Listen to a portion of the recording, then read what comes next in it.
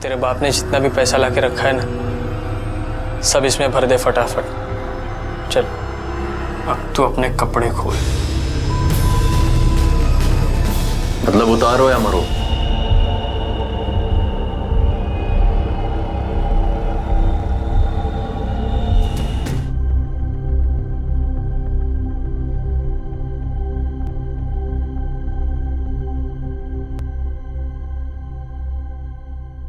क्या उस गाड़ी का नंबर याद है आपको? ठीक है, फिलहाल तो आप जाइए, अगर जरूरत पड़ी तो हम आपको बुला लेंगे। शिरके, पिछले महीने भर में ये 10वां केस है। एसपी साहब का 2 बार कॉल आ चुका है।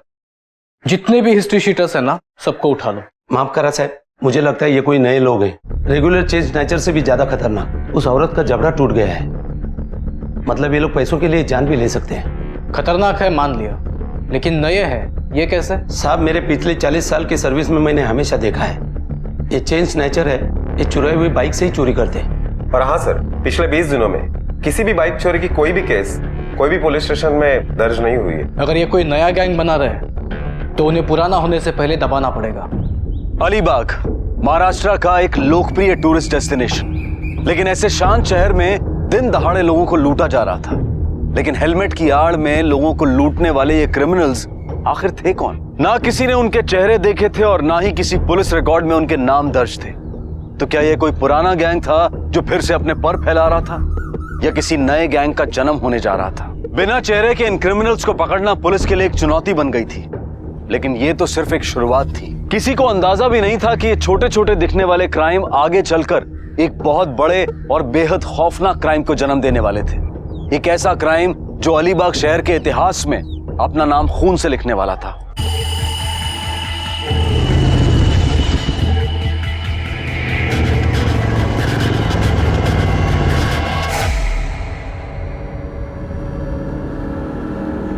अरे लेना है क्या है? एक काम करते हैं, चाय मंगा लेते हैं। दादा 3 चाय भेज देना। रघु तेरा 1500 बाकी है, ध्यान में है ना? अरे अंकल ऐसा क्या करते हैं, अगले महीने सारी उधारी चुका दूंगा, प्रॉमिस। अंकल आपके बेटे के दोस्त होने का कुछ तो कंसेशन मिलना चाहिए ना हमें। ओए सागर, अरे कहाँ है यार तू? बस यही हूँ, कुछ जुगाड़ में लगा पड़ा हूँ। अरे यार हमने सुना तू कुछ नया बिजनेस चालू कर रहा है। हाँ लेकिन बाबा ने बात माननी चाहिए ना। चाय पानी हुआ? हाँ तब हाँ। बाबा 2 मिनट बात करनी थी। राजू जरा संभाल यार। अरे बाळा, अपने साथ वीडियो में किसी ने काय म्हणलं तू ते एनिमेशन। हाँ वही, अपने खानदान में किसी ने नहीं किया। इतना पढ़कर तू कार्टून फिल्म बनाएगा? बाबा तसं नहीं है, सिर्फ 2 लाख चाहिए। वो मुझे कुछ नहीं सुनना। इतना बड़ा धंधा है अपना, वो संभालना। बाबा मला नहीं जमणार। इस होटल के गल्ले पे बैठ के मैं अपनी जिंदगी खराब नहीं करना चाहता। अरे वाह, म्हणजे तुला असं म्हणायचं है यहाँ बैठकर मैंने मेरी जिंदगी बर्बाद की। ठीक है फिर ये होटल बेच देता हूँ और मंदिर में भजन गा के बैठता हूँ, फिर देखता हूँ कहाँ से आता है पैसा तुम्हारे कपड़ों के लिए, गाड़ी के लिए, मोबाइल के लिए। अरे चला कामाला लगा ना।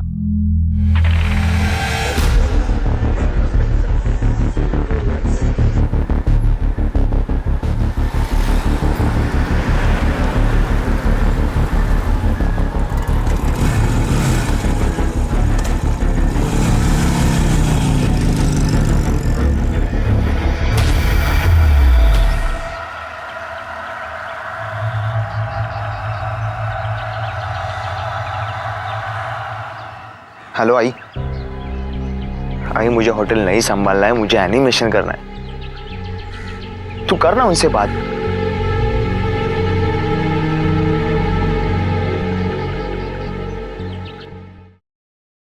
हाँ हाँ ठीक है। अच्छा, अगर उसकी कोई खबर मिले या उसका फोन आया तो मुझे बता देना। हाँ बेटा, थैंक यू थैंक यू। अरे देवा, अब कहाँ ढूंढेंगे इसे? गुस्से में पता नहीं कहाँ चला गया। आप भी ना थोड़े पैसे दे भी देते तो क्या हो जाता। अनुराधा, मी काय त्याचा दुश्मन है का? और क्या गलत काम है? घर का धंधा संभालने को कहा। मेरे दादाजी ने पकोड़े के स्टॉल से धंधा शुरू किया, इतनी मेहनत से मैंने इतना बड़ा होटल बनाया। लेकिन वो कुछ अलग करना चाहता है। हाँ वो ठीक है, लेकिन इसका मतलब ये तो नहीं कि जरा सी बात पर घर छोड़ के चला जाए। वो मैं कुछ नहीं जानती, आप उसे ढूंढ लाइए। पता नहीं कहाँ होगा मेरा बेटा। हेलो हेलो मिस्टर देसाई, हाँ हाँ बोल रहा हूँ। आपकी आवाज सुनाई नहीं दे रही। Your son is with us. कहाँ है वो? If you want to see him again in a life. देखो मैं तुम्हारे पाँव पड़ता हूँ, मेरे बेटे को कुछ मत करना please. Cool down. Not much, only 5 lakhs। 5 lakh? ठीक है दे देता हूँ, लेकिन मेरे बेटे को कुछ मत करना। कहाँ देने हैं पैसे? You will come to know soon. Hello but hello. क्या हुआ? कौन लोग थे? कहाँ है मेरा बेटा? किसे फोन कर रहे हैं? पुलिस को। पुलिस को? हाँ। पागल हो गए आप। एक बाप हो के अपने बेटे को मरवाना चाहते हैं आप। अपने बेटे से आपको पैसा प्यारा हो गया। हाँ हाँ कहाँ आना है? अच्छा अच्छा ठीक है, मैं आऊंगा। कितने बजे? हाँ हाँ 7 बजे आऊंगा। हाँ हेलो हेलो।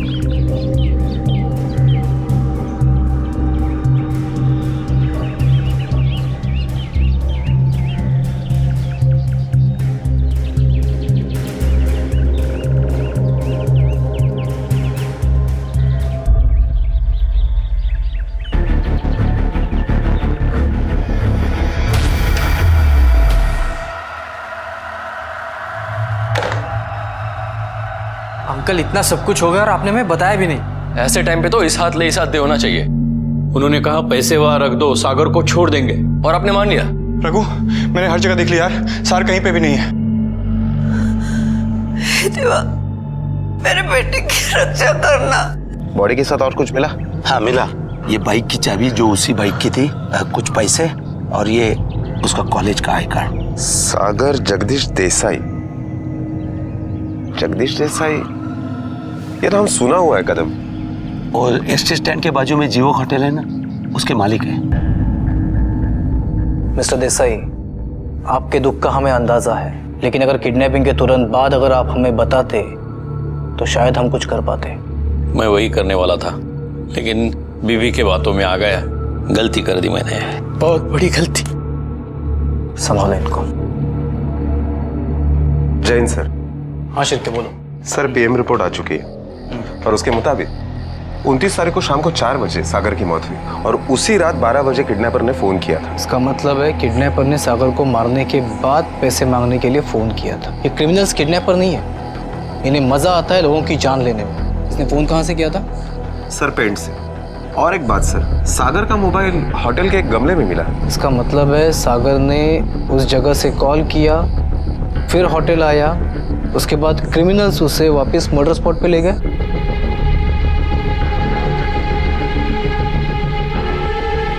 साहब ये किसी एक आदमी का काम नहीं है। हो सकता है होटल के किसी स्टाफ ने किया हो।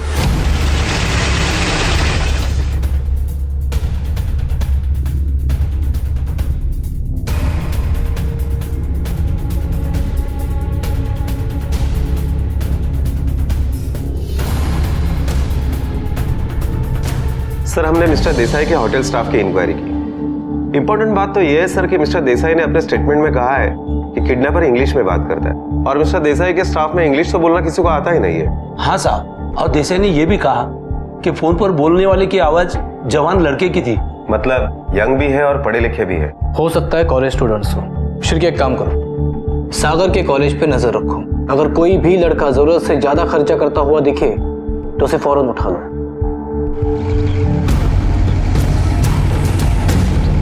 तुला सांगते रघु, परसों मिला था मुझे सागर, यहीं पे। तब लगा भी नहीं था कि वो फिर कभी नहीं मिलेगा। हाँ हमको भी उस दिन होटल में मिला था, शायद उसका अंकल के साथ कुछ झगड़ा हुआ था। पर जब से पता चला है ना, मुझे तो बहुत डर लगने लगा है। कहीं हमें भी किसी ने किडनैप कर लिया तो? हाँ यार, अब्बू ने तो मेरा रात में घर से निकलना बंद कर दिया है। अरे यार हमको कोई नहीं उठाएगा। क्यों? अरे सागर को उठाया क्योंकि उसके बाप के पास पैसा है। हमारे घर वाले क्या देंगे? उल्टा बोलेंगे लेके जाओ, खाने वाला एक मुँह कम हो जाएगा। कुछ भी। हाँ चलो। समय लेक्चर तो अटेंड कर लेते हैं, चलो।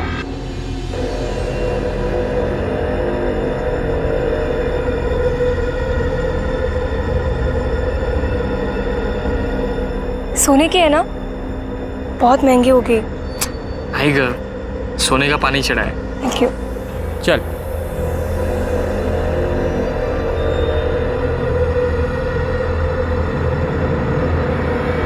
सागर की किडनैपिंग और कत्ल को लगभग 1 महीना बीत चुका था, लेकिन पुलिस की लाख कोशिशों के बावजूद भी उनके हाथ कोई पुख्ता सबूत नहीं लगे थे। सागर देसाई के कातिल आज भी खुलेआम शहर में घूम रहे थे और इसी बीच इस केस में एक बड़ा बदलाव आया। इस केस की तहकीकात कर रहे पुलिस इंस्पेक्टर वाघ को क्राइम ब्रांच शिफ्ट कर दिया गया, लेकिन कांस्टेबल कदम इस केस के हर मोड़ को जानते थे। वो आज भी उन क्रिमिनल्स के पैटर्न को समझने की कोशिश कर रहे थे और उन्हें पूरा विश्वास था कि एक न एक दिन वो उन क्रिमिनल्स के हाथों में हथकड़ियां जरूर पहनाएंगे। जब पुलिस पर भरोसा रखना था, नहीं रखा। अब बेटा खो दिया। मैं समझ सकता हूं आपका दर्द। देसाई साहेब आमच्यावर विश्वास ठेवा। अब उन्हें लगता होगा कि उनका जुर्म हजम हो गया। चुराए हुए पैसे भी खर्च किए होंगे। अब वो जरूर कुछ न कुछ कांड करने की कोशिश करेंगे, क्योंकि उनके मुंह में खून लग चुका है।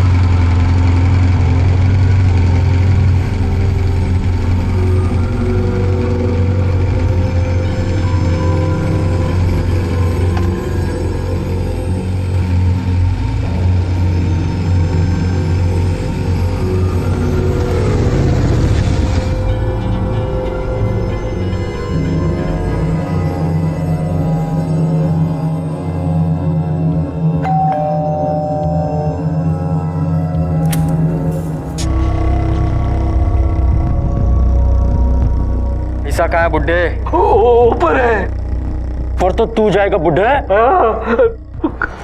कबर्ड में है, कबर्ड में। चाबी कहाँ है? तकिए के नीचे।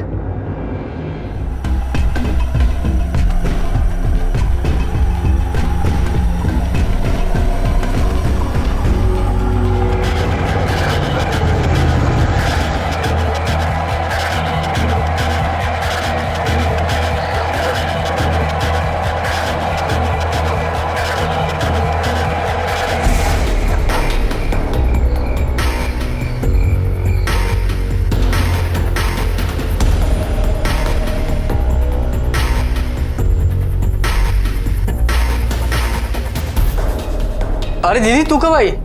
अरे रघु, कुठे होतास तू? चल फ्रेश होले, मैं तुझे खाना परोसती हूँ।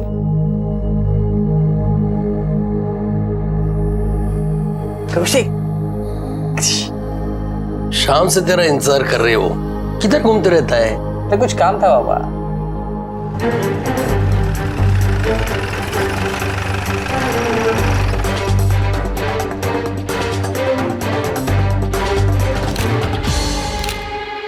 सर, सबको नायलॉन की रस्सी से ही गला घोटकर मारा गया है। 2 महीने पहले सागर देसाई के केस में ऐसी ही गांठ थी। मतलब ये ऐसी, तभी भी नायलॉन की रोप से ही फंदा लगाया था। मतलब इस केस में भी वही क्रिमिनल्स इन्वॉल्व हैं। मेरे ख्याल से इसमें कोई एक जन नहीं, शायद एक से ज्यादा लोग हैं सर। पड़ोसियों ने कल रात को कुछ बाइक की आवाज सुनी थी यहाँ पर। शिरके, शहर के सभी ज्वेलर्स पर नजर रखो। अगर इतना माल लूटा गया है तो मार्केट बेचने के लिए भी जरूर आएंगे। मैंने कहा था ना साहब, खून लग चुका है इनके मुंह में।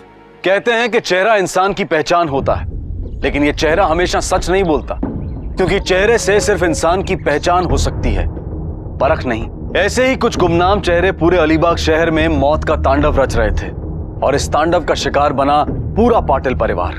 पैसों के लालच में इन दरिंदों ने एक मासूम को भी नहीं बख्शा था। ये कातिल बड़े ही शातिर थे, क्योंकि पूरे परिवार को मारने के बाद भी इन्होंने क्राइम लोकेशन पर एक भी सुराग नहीं छोड़ा। अब पूरा शहर डर और दहशत के साए में जीने लगा था। पुलिस और खास तौर पर इस केस से जुड़े कांस्टेबल कदम जानते थे कि उन्हें ना सिर्फ गुनहगारों को पकड़ना है बल्कि अलीबाग जैसे शहर में इस बढ़ती दहशत को भी खत्म करना है और पुलिस डिपार्टमेंट पर लोगों का विश्वास कायम रखना है। शिरके, पाटिल के पार्टनर ने बताया कि क्राइम के एक दिन पहले उन्होंने 25 लाख रुपए घर पर कैश रखा था।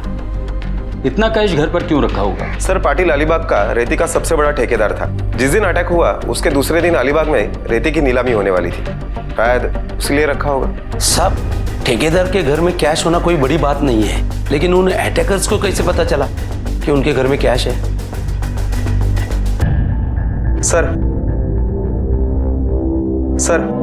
पाटिल के फोन के सारे कॉल डिटेल्स आ गए। उसने ज्यादा तो किसी से बात नहीं की है। एक फोन घर पे किया था और एक फोन अपने पार्टनर को। इसका मतलब वो कहीं बाहर था। कहां से कॉल किया था? सर, होटल जीवक। हाँ सर, जिस रात को हमला हुआ था उस शाम को पाटिल यहीं आया था। कोई खास वजह?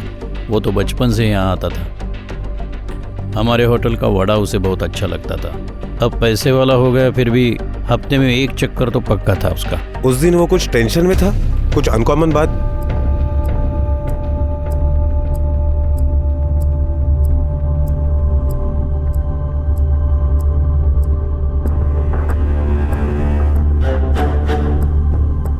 घड़ी अच्छी पहनी है, महंगी होगी ना?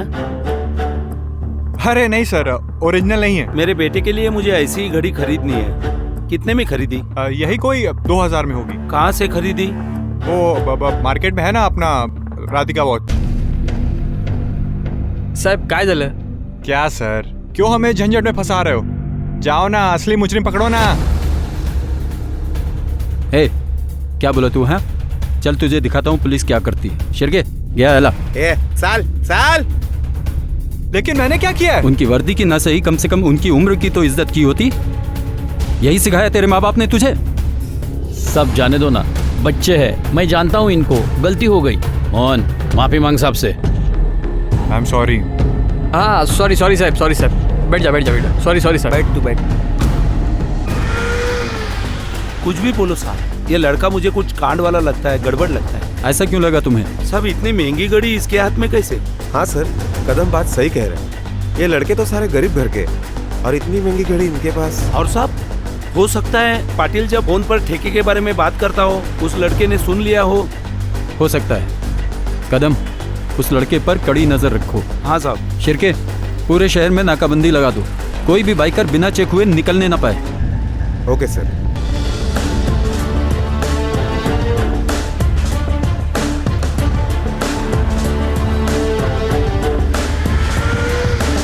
अब ये कहना जरूरी है? हाँ यार, पुलिस बहुत पीछे पड़ी हुई है। देखो, गेम अभी बजाने में मजा है। और पकड़े गए तो? आज तक पकड़े गए क्या? पर रघुती इतने श्योरिटी। चुप बैठ।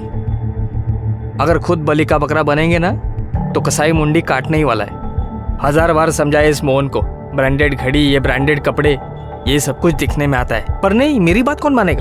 लेकिन कुछ नहीं, अगला कांड होगा। और मोहन, तू इस बार थोड़ा साइड में ही रहेगा। क्यों? पुलिस को शक हो गया तेरे पे और बुट्टा हवलदार तेरे पीछे पड़ा है।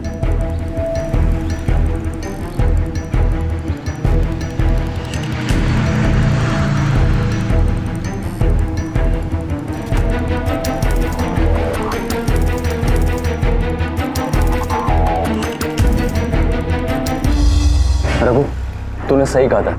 मैंने आज उस दूसरे रेती वाले को फॉलो किया। नहीं, टेंशन नहीं कैसे सर। हाँ, पैसों का बंदोबस्त हो गया। अरे कैश है बाबा, कल शाम को आकर देकर जाऊंगा। नहीं, अभी पाटिल नहीं है तो इस बार कॉन्ट्रैक्ट मेरी कंपनी को मिलना चाहिए।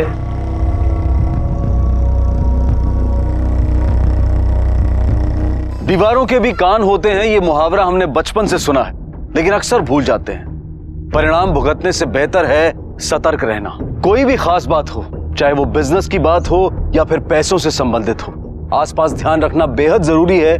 पता नहीं कौन शख्स आपके आसपास खड़ा हो और आपकी बातें सुन रहा हो। महात्रे के साथ भी यही हुआ। उसे लगा कि पाटिल की मौत के बाद पाटिल के सारे कॉन्ट्रैक्ट उसे मिल जाएंगे, लेकिन उसकी बात सादिक तक पहुंची और सादिक ने वो बात रघु तक पहुंचाई। तो क्या महात्रे का हश्र भी वही होने वाला था जो पाटिल का हुआ था? रघु और उसके गैंग ने महात्रे के घर पर नजर रखना शुरू किया, लेकिन महात्रे और उसके परिवार को भनक तक नहीं थी कि मौत उनके दरवाजे पर आकर खड़ी थी।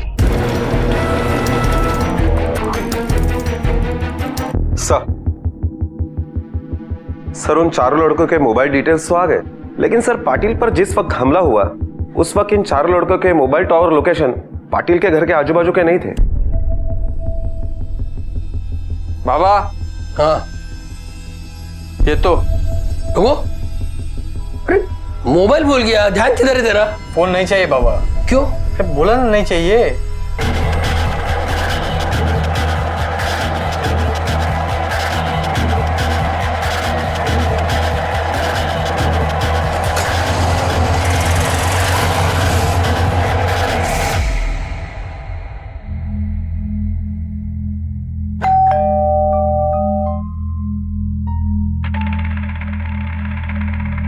अहो जरा बघा ना कोण आले बाहेर. रश्मी बघ ना.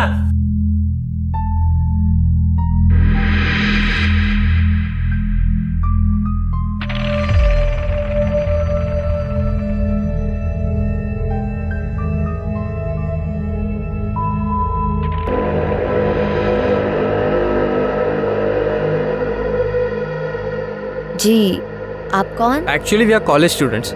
हम लोग एक टीवी चैनल की तरफ से रिसर्च करने आए हैं. कैन वी प्लीज कम इन? बाबा देखो ना कौन आया है.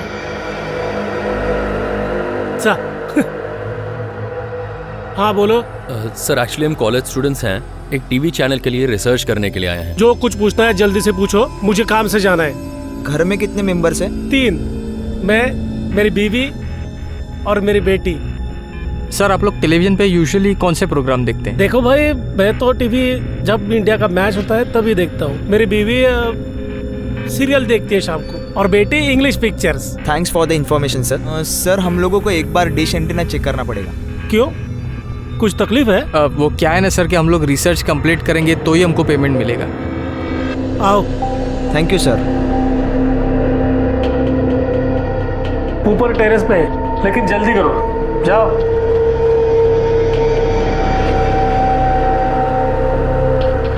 काय करतेस? चहा टाक ना. हाँ टाकते.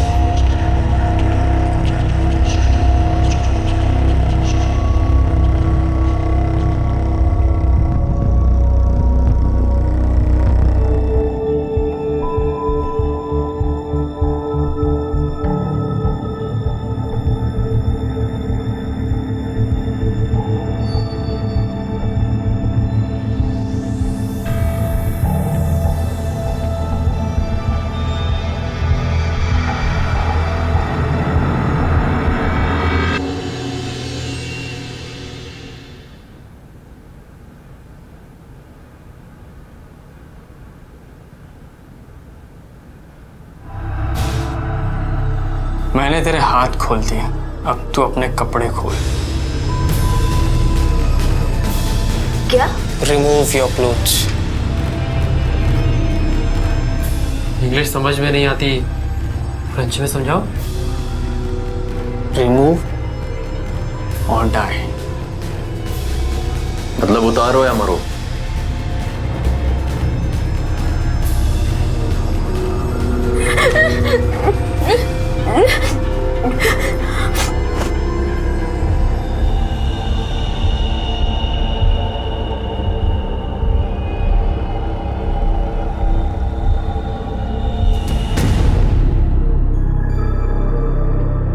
नहीं. क्यों? समझा कर, इस वजह से पकड़े जा सकते हैं.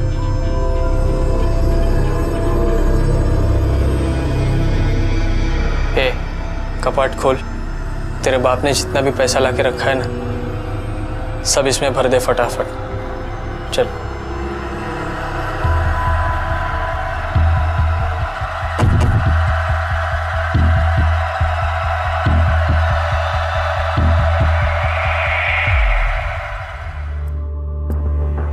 ये देखिए साहब. हाँ बरोबर.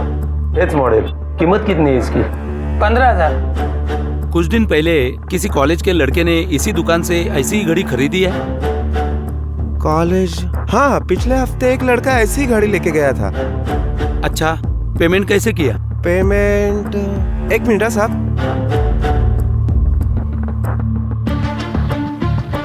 कैश में किया था साहब। Thank you.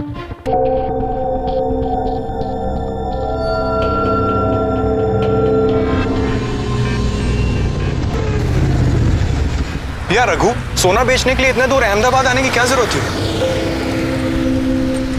अपने अलीबाग में तो इसकी सेटिंग हो सकती थी। हाँ, लेकिन अलीबाग में तो पुलिस भी फील्डिंग लगाई होगी ना। हाँ, सही कह रहा है तू। यार इस बार काफी सामान मिल गया। हाँ?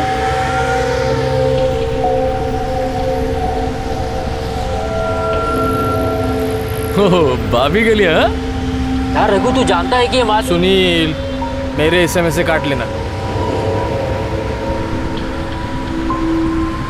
दहशत, आखिर क्या होती है दहशत? डर मरने का, मारे जाने का। पूरा अलीबाग शहर इसी दहशत के साए में जी रहा था। दिन दहाड़े घर में घुसकर पूरे के पूरे परिवार की हत्या की जाती है, लेकिन पड़ोसियों को भनक तक नहीं लगती। क्या हम अपने आप में इतने ज्यादा उलझे हुए हैं, या फिर एक आम आदमी का नकाब ओढ़कर हम तब तक रिएक्ट नहीं करते हैं जब तक गुनाह हमारी दहलीज तक नहीं आ पहुंचता? अलीबाग की जनता अब रास्ते पर उतर आई थी। पुलिस के खिलाफ नारेबाजी शुरू हो गई थी। लोगों को लग रहा था कि पुलिस हार चुकी है, लेकिन कदम ने उम्मीद नहीं छोड़ी थी। मुजरिम होशियार जरूर थे, लेकिन कांस्टेबल कदम का अनुभव उनकी होशियारी से कई गुना ज्यादा था।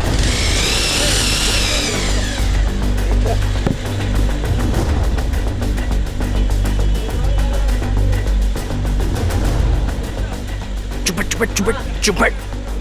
तुम लोग नॉर्मल रहो, वो बुढ़ा हवलदार इधर ही आ रहा है, मैं बात करता हूँ, ठीक है? क्यों बच्चे लोग, आज गैंग इधर किधर? कुछ नहीं साहब, ऐसा ही किसी काम से आए थे। अच्छा, चलो तुम्हारे भाई के पेपर्स दिखाओ। क्यों? अरे क्यों, क्या दिखाने को कह रहे तो दिखाओ ना। What's the problem? चलो।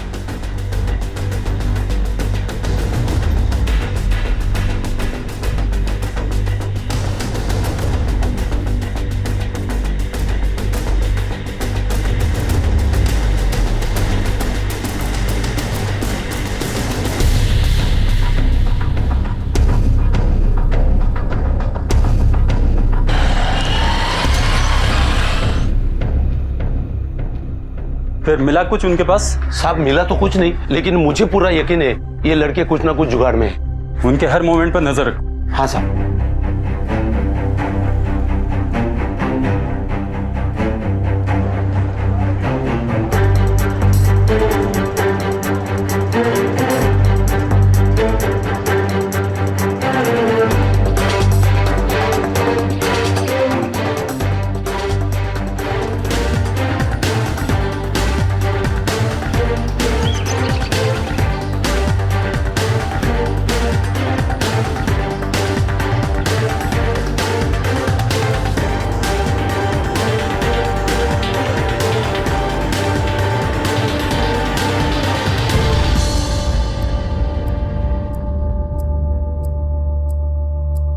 जानती हो ये सब कहाँ से लाया था? नहीं साहब। और क्या जानती हो उसके बारे में? वो किस किस से मिलता था, कहाँ जाता था? आई शपथ सांगते साहब, मुझे कुछ नहीं बताता वो। अब तुम भी उसे कुछ मत बताना कि हमने तुम्हें बुलाया था, ये गहने कुछ नहीं है। और बताया तो तुझे अंदर करना पड़ेगा। और कुछ करने की जरूरत नहीं है, बस बहुत हो गया। ए सोम्या, पागल जैसी बात मत कर। देखो भाई लोग, जो हो गया वो हो गया, पर अब मैं इसमें नहीं हूँ। क्यों? फट गई साला फट्टू कहीं का। हाँ हूँ मैं फट्टू, हूँ फट्टू तो। अरे कोई जबरदस्ती क्या? नहीं करना तो नहीं करना यार। ये तो अकेले डिसाइड नहीं कर सकता। तो तेरी परमिशन लूंगा क्या? यहाँ पर पंगा मत खड़ा करो। सुने, अपन अड्डे पे जाके बात करेंगे। ठीक है चल, इसको वहां जाके देखते हैं। चल।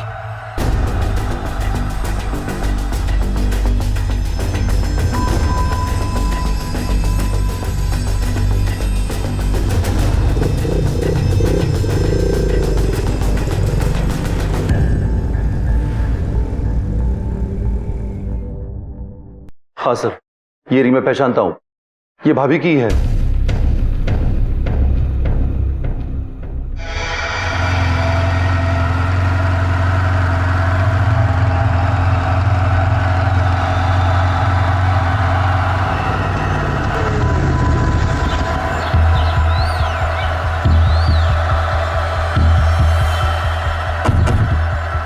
करेगा तू? देख रघु, मुझे कोई लफड़ा नहीं करना है, बस नहीं करना तुम लोग के साथ काम, बस। तेरा क्या भरोसा, कल पुलिस का विटनेस बन के हमको लटकाएगा तू? अगर तुम लोगों ने पंगा लिया ना तो अभी के अभी जाके पुलिस को सब बता दूंगा मैं। चल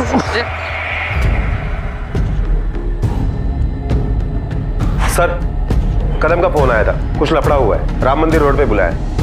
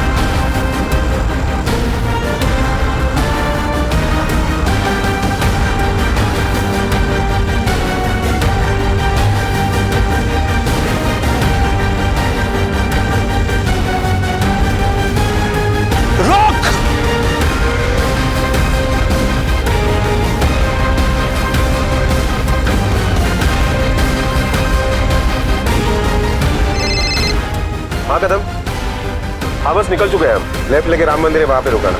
रोक!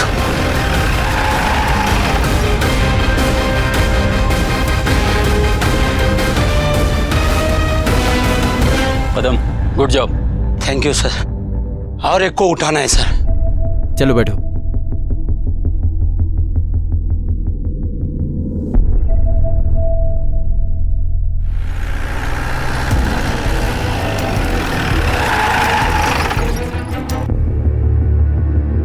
मैंने तो तुम्हें पैसे भी दिए थे, फिर क्यों भरा मेरे बेटे को?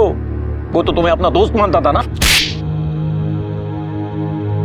ये तुम्हें अपना बेटा मानते थे, फिर क्यों किया ऐसे?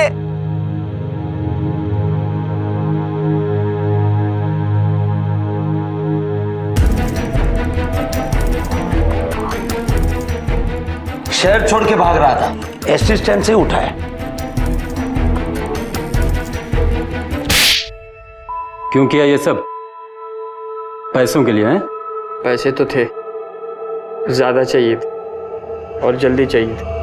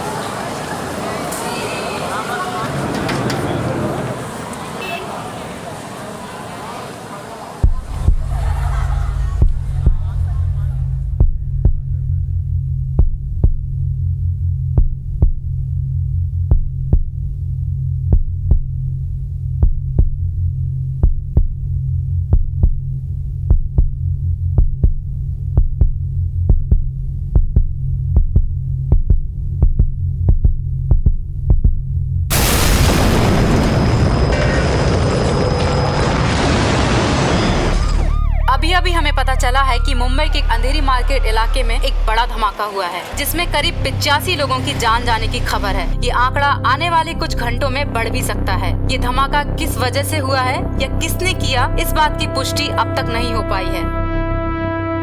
आकाश जी, अब तक की रिसर्च, ब्लास्ट में हेवी आरडीएक्स का इस्तेमाल किया गया है। हमारी इंटेलिजेंस टीम ये पता लगाने की कोशिश कर रही है कि रिसेंटली किसने और कहां इतने सारे आरडीएक्स का सौदा किया था। हमें जो भी इंफॉर्मेशन मिलेगी हम लोग टाइम टू टाइम आपके साथ शेयर करते रहेंगे। हो ना हो ये काम किसी बड़े आतंकवादी संगठन का है, और हमारे इंटेलिजेंस टीम के हिसाब से ये तो सिर्फ एक सैंपल था। शायद इनका मिशन कुछ और बड़ा करने का। Thank you for sharing the information mister Gauravansh. हमारी पूरी कोशिश है कि हम इस मामले की जड़ तक पहुंचे। इस केस में मैं मुंबई क्राइम ब्रांच का सबसे बेस्ट ऑफिसर लगाऊंगा। लेकिन अगर एक हफ्ते के अंदर ये केस सॉल्व नहीं होता तो हमें ये केस इंटेलिजेंस डिपार्टमेंट के एक स्पेशल टीम को देना होगा। वैसे आपके इस ऑफिसर का नाम क्या है जिस पर आपको इतना भरोसा है? भरोसे से भी 2 कदम आगे होता है यकीन, और मुझे पूरा यकीन है कि मृत्युंजय सिंह ही इस केस को सॉल्व करने के लिए सबसे बेस्ट ऑफिसर है। आकाश जी, आपके ऑफिसर इस वक्त कहाँ होंगे? अबे दिमाग का भाषा वाली मत कर, साले नींद में तो नहीं देख लिया उसको? क्या हुआ रे? मन्या का फोन था, बोल रहा है मृत्युंजय यहाँ पे आ रहा है। अबे तो इतना रिस्क क्यों ले रहा है? चल फटाफट निकलते इधर से।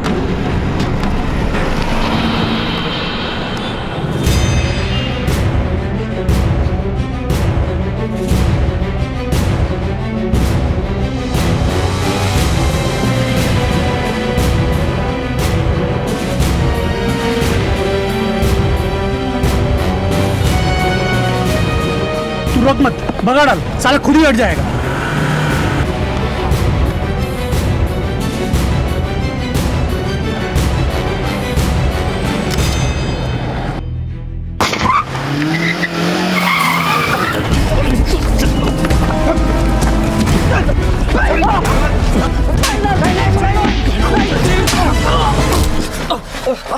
सर, आपने इतना रिस्क क्यों लिया? इनका क्या है? इनको तो हम पीछा करके भी पकड़ लेते हैं। अगर आपको कुछ हो जाता तो? मौत की आंखों में खौफ निकाल कर देखो तो मौत भी अपना रास्ता मोड़ लेती है खान। वैसे भी जिंदगी उसी दिन से शुरू होती है जिस दिन दिल से डर खत्म हो जाए।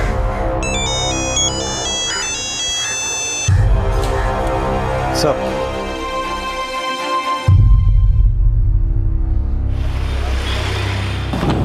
सर, यस मृत्युंजय, कम इन, सिट।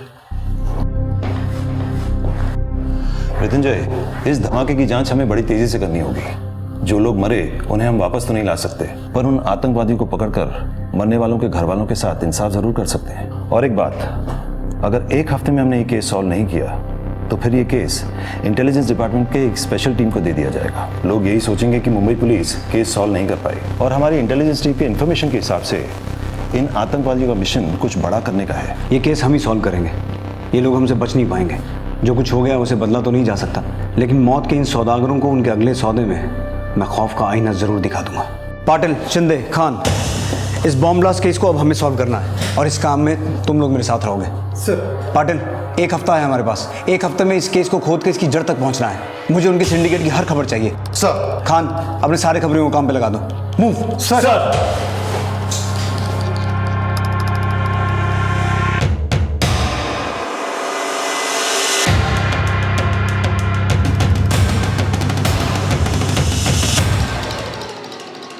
भैया सेब कैसे दिए? 150 किलो मैडम। 150 रुपए किलो? सब जगह 100 रुपए किलो है, लगाइए 100 रुपए और 1 किलो दे दीजिए। 120 से कम नहीं होगा मैडम। भैया मैं हमेशा आपके पास से लेती हूँ, लगाइए। नहीं मैम, 120 से कम नहीं होगा, लेना तो नहीं तो आप जाओ। लेना ही नहीं है, चलो। अक्षय, अक्षय, अक्षय, अक्षय,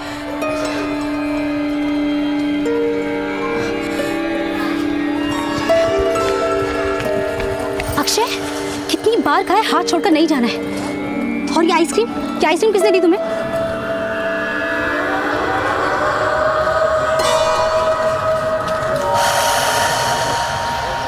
कौन थे? पापा के कोई दोस्त थे? कोई पुलिस वाले अंकल थे? नहीं, वो अंकल से तो फर्स्ट टाइम मिला। अक्षय, आइंदा से कोई कुछ भी देगा नहीं लोगे, समझे? अब चलो घर। हमारे सूत्रों से मालूम चला है कि परसों के दिन अंधेरी मार्केट में हुए बॉम्ब ब्लास्ट का case Mumbai crime branch officer Mrityunjay Singh को सौंप दिया गया है। मृत्युंजय सिंह अपराधियों के लिए खौफ का दूसरा नाम है। मम्मी, जल्दी चलो, टीवी में बाबा का फोटो दिखा रहा है, चलो जल्दी। अब तक उन्होंने 50 से भी ज्यादा एनकाउंटर किए हैं। मम्मी, पापा भी सलमान खान की तरह सबको मारेंगे? तो कितनी जल्दी सॉल्व कर लेते हैं। अब सभी की निगाह crime branch officer Mrityunjay Singh पर टिकी हुई है। देवांशी, हमारे पापा हीरो है, हीरो। मम्मी, मुझे भी सब यही पूछते हैं, क्या पापा सच्ची में सुपरमैन है? नहीं, पापा को कभी उड़ते हुए देखा है? तो फिर फालतू की बकवास क्यों कर रहे हो? अब जल्दी से टीवी बंद करो और अपना होमवर्क कंप्लीट करो। कल तो संडे है। बम धमाके में 100 से ज्यादा लोग मारे गए। इस बॉम्ब ब्लास्ट के बाद तो बच्चे लोग को बाहर भेजने को भी डर लगता है। हाँ, सेफ्टी नाम की कोई चीज ही नहीं। क्या मालूम क्या होगा इस देश का।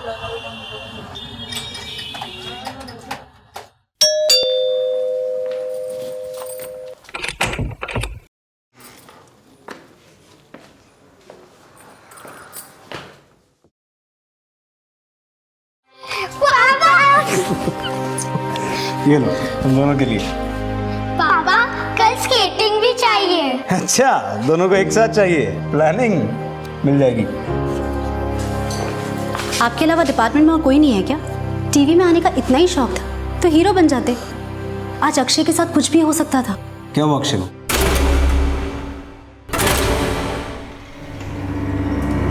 आज अक्षय को किसी ने 2 मिनट के लिए मेरे नजरों से दूर कर दिया था।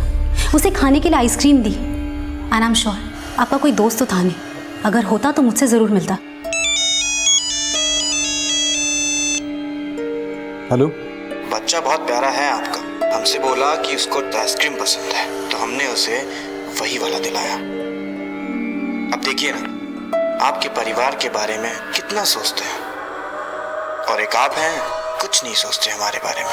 क्या रे भाव पंडित, वैसे अच्छा लगा सुन के कि तूने गलत धंधे बंद कर दिए और बेबी सिटिंग चालू कर दिया है। चल अब जरा स्टाइल मत मार। तेरी पूरी जन्म कुंडली है मेरे दिमाग में। तेरे पंडित ने तुझे बताया नहीं, तेरी कुंडली में एक दोष है। सर्प दोष नहीं रे, मृत्युंजय दोष। कौन है? कुछ नहीं, तू जाके चाय बना। अबे तुझे नहीं, बीवी को बोल रहा हूँ। अब कान खोल के सुन। दोबारा मेरे बच्चे के आसपास तो क्या 10 किलोमीटर के रेडियस में भी दिखा ना तो फिर दोबारा तो किसी को दिखेगा ही नहीं। अखबार पढ़ता होगा ना, मालूम है ना अभी रिसेंटली हाफ सेंचुरी पूरी की है। अब एक नसीहत दूं फ्री में, पुणे से बाहर मत निकलना और खासकर मुंबई में तो दोबारा दिखना ही मत, वरना 51वां नंबर। समझ गया ना? पापा मुझे फोन दो ना, कब से बात कर रहे हो? मुझे गेम खेलना है। चलो फोन रख, बच्चे को गेम खेलना है। चलो अब सो जाओ। गुड नाइट पापा। Good night.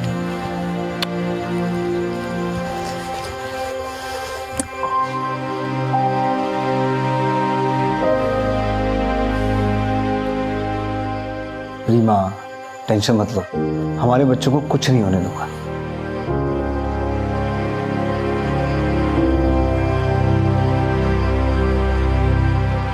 चंदे।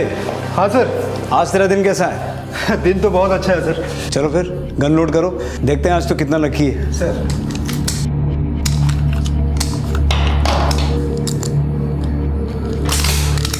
खान, ट्रेन कितने बजे की है? सर ट्रेन 6:30 बजे आती है।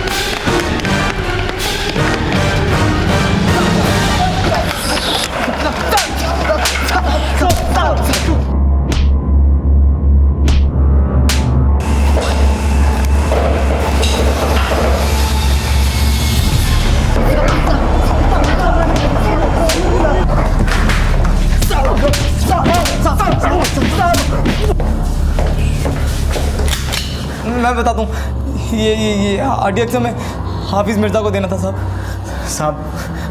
वानखेड़े स्टेडियम साहब, 9:30 बजे रात को।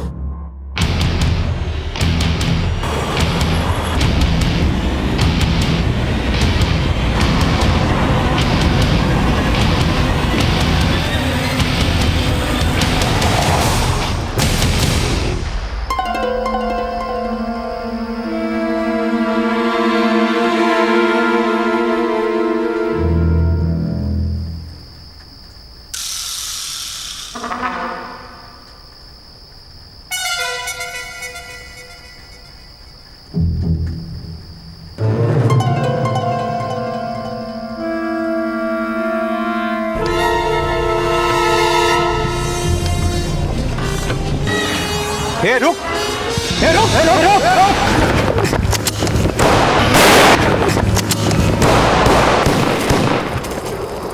देखो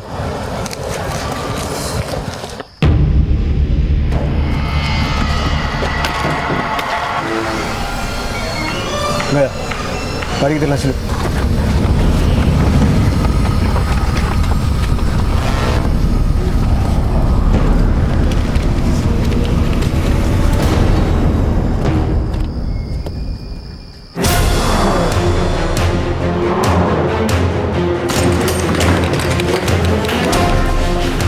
पूरा घर चेक करो।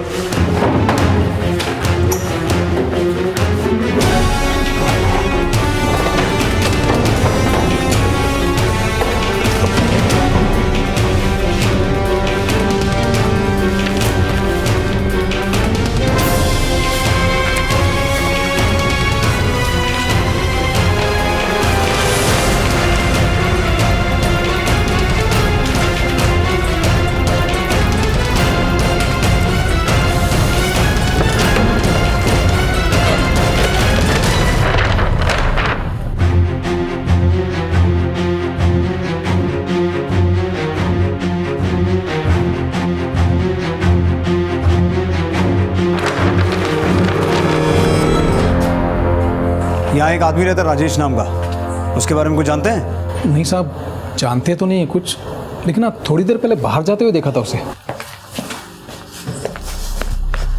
इस घर पर नजर रखना, 24 घंटे कांस्टेबल यहाँ चाहिए मुझे। हमारी मुंबई पुलिस की टीम को इस बात की जानकारी मिली कि बोरेवली स्टेशन पर कुछ 2 लोग RDX सप्लाई करने जा रहे थे। हमारी टीम ने बड़ी मुश्किल से इन दोनों आतंकवादियों को पकड़ा, जिनसे ये पता चला कि ये RDX खूंखार आतंकवादी हफीज मिर्जा को पहुंचाया जा रहा था। हफीज मिर्जा वही आतंकवादी था जिसकी हमें काफी वक्त से तलाश थी। पुलिस के साथ मुठभेड़ में हफीज की मौत हो गई। आगे की जानकारी हम आपको अपडेट करते रहेंगे। Thank you. हम अपडेट करते रहेंगे। Thank you, thank you, thank you. तो अभी मुंबई के DCP आकाश महाडिक ने ये खुलासा किया है कि एक बार फिर मुंबई आतंकवादियों के निशाने पर था, जिसे मुंबई पुलिस ने नाकाम कर दिया है। इस ऑपरेशन को लीड कर रहे थे crime branch officer Mrityunjay Singh. Akshay, Devanshi, आओ मैं तुम्हारा होमवर्क करवा देता हूँ। बात को पछाने की जरूरत नहीं है सिंह साहब। Nice work, I like it. Mumbai police के सबसे चर्चित पुलिस ऑफिसर मृत्युंजय सिंह ने एक बड़े आतंकी साजिश को नाकाम किया है और इसी के साथ उन्होंने ये साबित कर दिया है कि जब तक मुंबई शहर में मृत्युंजय सिंह जैसे ऑफिसर्स हैं, तब तक मुंबई रुकेगी नहीं। इस बहादुरी के लिए उन्हें स्वयं राष्ट्रपति ने सम्मानित किया है। मृत्युंजय और उनके चाहने वालों के लिए ये एक बड़ा मौका है। ये दूसरा मौका था जब मृत्युंजय सिंह को उनकी वीरता और पराक्रम के लिए राष्ट्रपति मेडल से सम्मानित किया गया था। जैसे बाजीराव पेशवा ने कुछ ही समय में करीब आधे भारतवर्ष पर अपना परचम लहरा दिया था, ठीक वैसे ही मृत्युंजय सिंह को भी भारत के कोने कोने से वाहवाही मिल रही थी। अपनी पूरी सर्विस में उनको कई पुलिस मेडल और सम्मान मिल चुके थे। वो अपने साथियों के लिए एक प्रेरणा स्रोत थे और पूरे पुलिस डिपार्टमेंट को उन पर नाज था। लेकिन इस बार एक बहुत बड़ी चुनौती उनके सामने खड़ी थी, क्योंकि खतरा अब तक टला नहीं था और जो सुराग राजेश नाम के आदमी के फ्लैट से मिले थे वो किसी बड़े खतरे की ओर इशारा कर रहे थे। ऐसा लग रहा था जैसे राजेश को पहले ही अंदेशा हो गया था कि पुलिस उसके ठिकाने तक पहुंचने वाली है और उसने ये फ्लैट अफरा तफरी में खाली किया है। मृत्युंजय को तलाश थी अब एक ऐसे सुराग की जो उन्हें राजेश तक पहुंचा सके। लेकिन क्या इस राजेश तक पहुंचना आसान था? क्या राजेश पुलिस की गिरफ्त में आ पाएगा? क्या मृत्युंजय सिंह को वो सुराग मिल पाएगा जिसकी उन्हें तलाश थी? सर, हेलो गौरवांश, मृत्युंजय, आपकी बहादुरी के काफी किस्से सुने हैं हमने। आज आपसे मिलकर बहुत अच्छा लग रहा है। Thanks sir. आपने बोला तो कुछ इंपॉर्टेंट अपडेट्स हैं? हाँ मृत्युंजय, बैठो।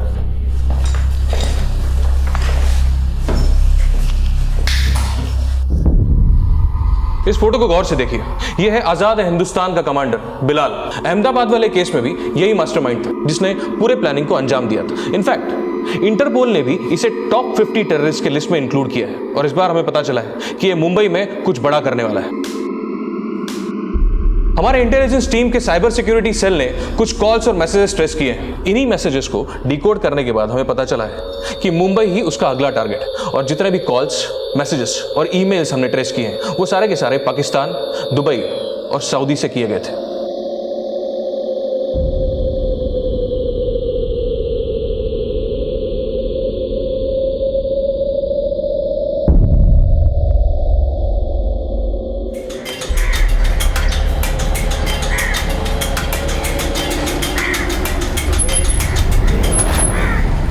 अमर? जी अंकल, आपसे मेरी फ़ोन पे बात हुई थी। चलो मैं तुम्हें घर दिखाता हूँ। ये घर है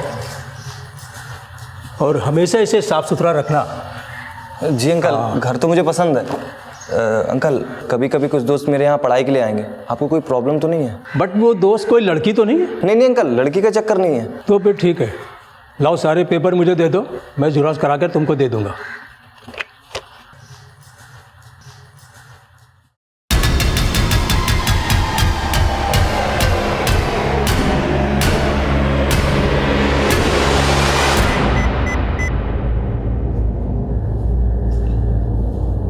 अहमदाबाद मिशन पूरा हुआ और अब बारी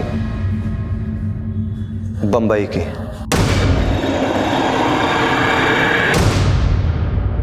बिलाल उर्फ राजेश जैसे आतंकवादी बड़ी ही होशियारी के साथ अपने ठिकाने का चुनाव करते हैं। वो हमेशा ऐसी जगह ढूंढते हैं जहां उनको आसानी से रहने की जगह मिल जाए और इस केस में भी ऐसा ही हुआ। इस बार भी उसको रहने की जगह बड़ी आसानी से मिल गई क्योंकि उसके मकान मालिक ने खास पूछताछ नहीं की और उस पर यकीन कर लिया। और यही हमारी सबसे बड़ी गलती होती है क्योंकि हम अनजाने में इन आतंकवादियों के मकसद कामयाब बनाने में भागीदार बन जाते हैं। लेकिन अगर उस दिन उसके मकान मालिक ने उसकी ठीक से पूछताछ की होती तो शायद बिलाल को रहने की जगह नहीं मिलती।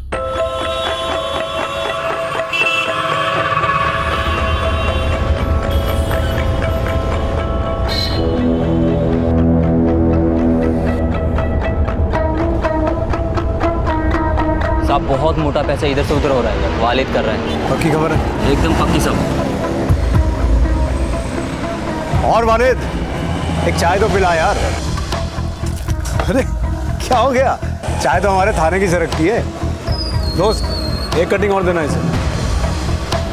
क्या रे वालिद, साला इतना माल छाप रहा है और 6 रुपए की चाय पी रहा है टपरी में। एक किधर साहब, इधर 6 रुपए के भी बांधे। अच्छा, देख मैं क्या लेके आऊँ तेरे लिए। सुन, हाँ, माल इधर से इधर हो जाएगा, टेंशन नहीं है। अपना कमीशन 2% मिलेगा ना। देख भाई, बाद में मच नहीं मांगता है। हाँ मालूम है, हवाला का पैसा है, कड़क नोट मिलेगा। अरे पर पूछना तो बनता है ना। सब माफ कर दो साहब, सब ठोकना मत साहब। अरे नहीं रे, तुझे क्यों ठोकूंगा, तू दोस्त है अपना। सुन, अब बिना छू किए मुझे ये बता, इतना पैसा इधर से उधर ट्रांसफर किसके लिए किया? कोई लास्ट का चक्कर है क्या? लास्ट? अरे नहीं साहब, ऐसा होता तो मैं इसमें हाथ भी नहीं डालता। अभी सीधा ज्वेलरी का बिजनेस है, पैसा इधर का उधर शिफ्ट करना था। लास्ट का कुछ नहीं इसमें।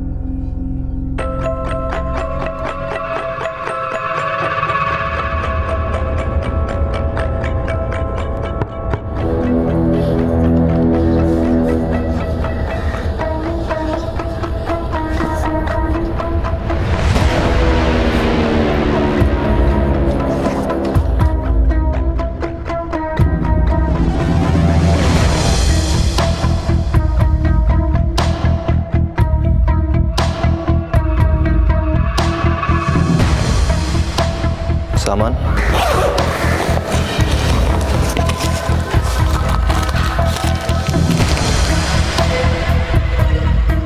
7 किलो है। इतना काफी होगा। पूरी बम्बई को हिलाने के लिए। आओ, तुम लोग अभी ग्रैंड रोड मार्केट जाओ और बाकी के सामान का जल्दी से जल्दी बंदोबस्त करो। जाओ। सर, मैंने वालिद नाम के एक आदमी को पकड़ा जो हवाला का बहुत बड़ा अमाउंट इधर से उधर कर रहा था, लेकिन वो पैसा किसी ज्वेलरी कंपनी का निकला। उनका कोई टेररिस्ट कनेक्शन नहीं है। मृत्युंजय, इस मेल को इंटेलिजेंस डिपार्टमेंट ने ट्रेस किया है। इस मेल में मुंबई की धड़कन को रोकने की बात की गई है। जरूर प्लानिंग बहुत बड़ी है इस बार। सर, मैं बहुत जल्द इन लोगों तक पहुंच जाऊंगा। ये लोग जो भी प्लान कर रहे हैं, मैं इन्हें कामयाब नहीं होने दूंगा। खेल भले ही इनका हो, जीत हमारी होगी। Excuse me sir. हेलो, क्या आप अभी घर आ सकते हैं?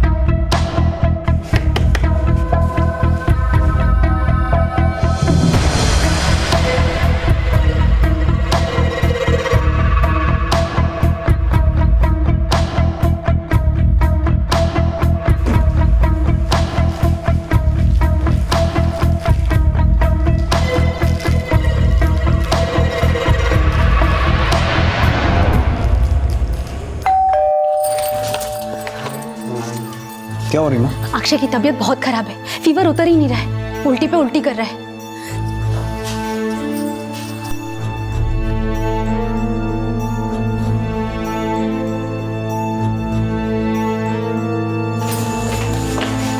मृत्युंजय, क्या आपके पास थोड़ा वक्त होगा अपने बेटे के लिए? मैं सब कुछ अकेले नहीं कर पाऊंगी।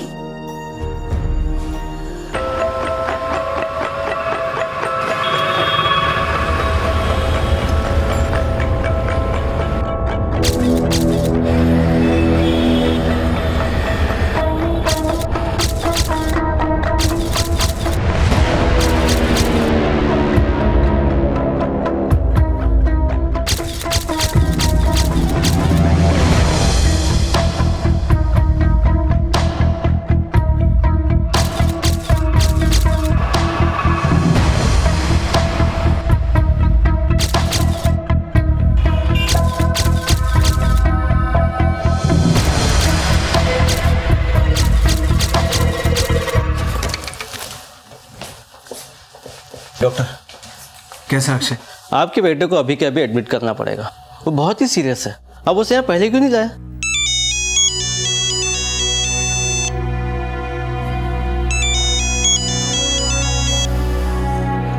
हेलो, हाँ ठीक है।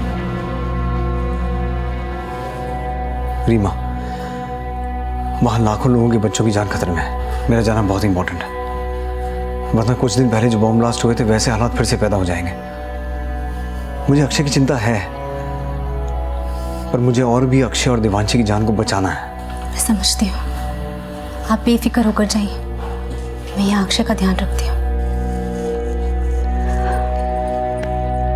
मृत्युंजय सिंह जैसे ऑफिसर अपनी जिंदगी में समझौता नहीं करते। बाजीराव की ही तरह मृत्युंजय भी अपने कर्म को सबसे ज्यादा अहमियत देते थे। उनके बेटे की हालत नाजुक थी, लेकिन फिर भी उनके और उनके परिवार के लिए उनकी ड्यूटी और उनका फर्ज सबसे पहला था। एक तरफ बिलाल अपने खतरनाक मंसूबों को अंजाम देने के लिए तैयारियां शुरू कर चुका था। बिलाल वो सारी जगहें तय कर चुका था जहां वो बॉम्ब रखने की साजिश कर रहा था, और दूसरी तरफ मृत्युंजय सिंह के पास बहुत कम समय बचा था, और इस हमले को रोकने के लिए उन्होंने तुरंत अपने खबरियों के नेटवर्क को एक्टिवेट किया। बोल राजू, क्या खबर? सलाम साहब, गोरेगांव में कुछ ठीक नहीं लग रहा साहब। क्या हुआ गोरेगांव में? एसपी रोड पे जीवन नगर में कुछ दिन से कुछ लड़के लोग इकट्ठा हो रहे हैं, पता नहीं क्या क्या लाते हैं बैग भर भर के साहब। पता किया मैंने उधर, पता चला कि ई के कॉलेज के स्टूडेंट बन के रह रहे हैं। कॉलेज के पंटर लोगों ने बताया कि ये लोग तो कभी कॉलेज के आसपास भी नहीं दिखे। जीवन नगर एसपी रोड गोरेगांव में कुछ गड़बड़ है। वहाँ कुछ दिनों से कुछ लड़के रह रहे हैं जो अपने आप को कॉलेज के स्टूडेंट्स बताते हैं। मैंने पता किया है, उनका कॉलेज में एडमिशन है ही नहीं। तुम लोग वहाँ जाओ और किसी बहाने से ये पता करने की कोशिश करो कि मामला क्या है। सर हाँ बोलो रीमा। डॉक्टर ने बोला है कि अक्षय को डेंगू है, काफ़ी सीरियस है, आईसीयू में शिफ्ट करना होगा। ठीक है, मैं अभी हॉस्पिटल आता हूँ।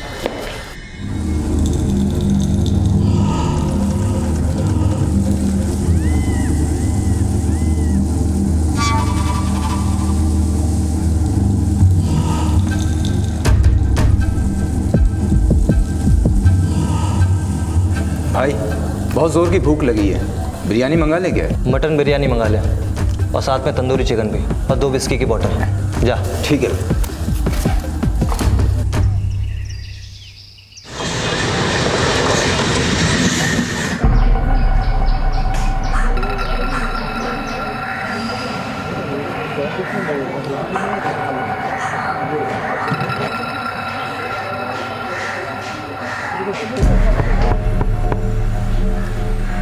तू देख, बाकी सब लोग अंदर, जल्दी।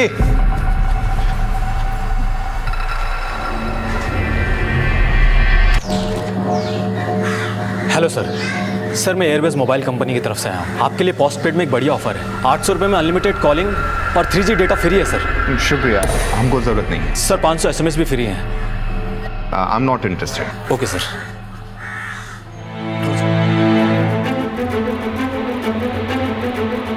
सर, हमने पूरे जीवन नगर को छान मारा, वहाँ पर सिक्योरिटी नाम की कोई चीज़ नहीं है।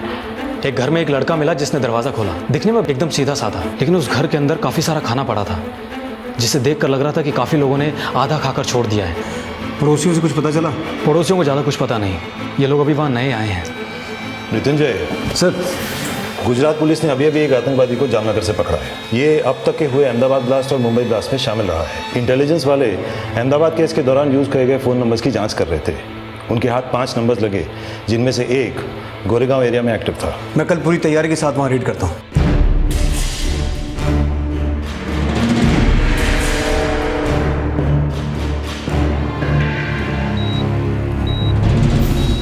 सर, कल का रेट कैंसिल करें?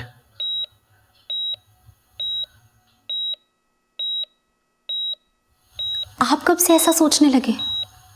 यहाँ हॉस्पिटल में आपके बेटे को बचाने के लिए डॉक्टर्स हैं, मैं हूँ उसके पास, लेकिन देश के हजारों बेटों को बचाने के लिए कल कौन होगा वहाँ? ड्यूटी के फर्स्ट डे आपने शपथ ली थी कि आपके लिए देश सबसे पहले होगा, देश के लोग सबसे पहले होंगे, देश की सुरक्षा सबसे पहले होगी।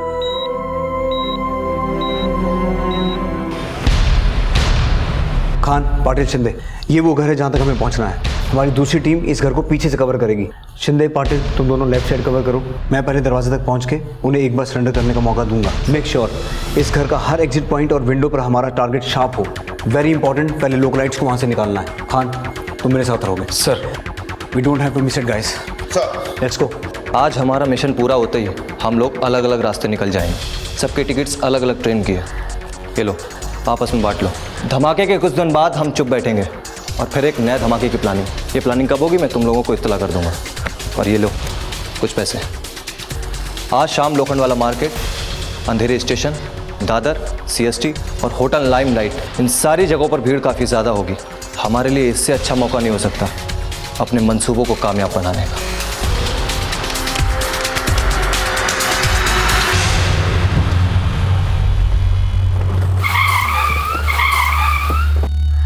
आसपास से सारी पब्लिक को हटाओ। मूव। हाँ जी, आइए। चल चल चल।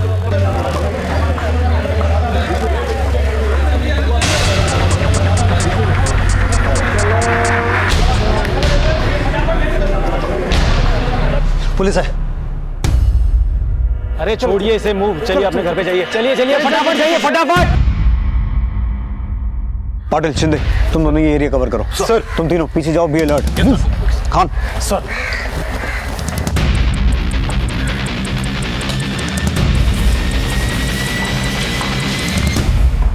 कुछ भी करने से पहले मैं तुम लोगों को बता दूं, पुलिस ने पूरे एरिया को घेर लिया है। यहां से बच निकलने का कोई चांस नहीं है। हम लोग खून खराबा नहीं चाहते, बेहतर होगा बारी बारी से बाहर आ जाओ।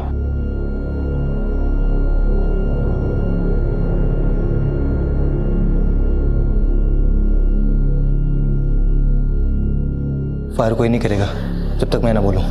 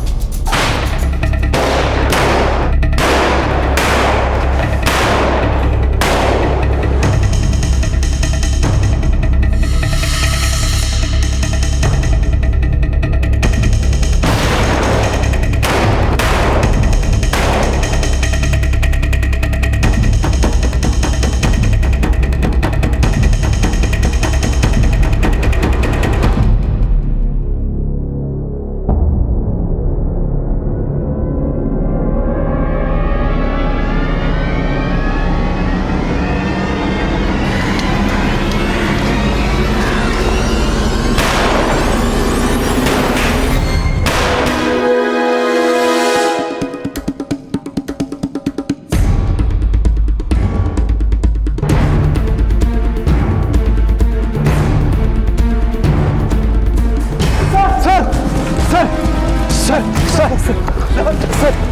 आराम से आराम से।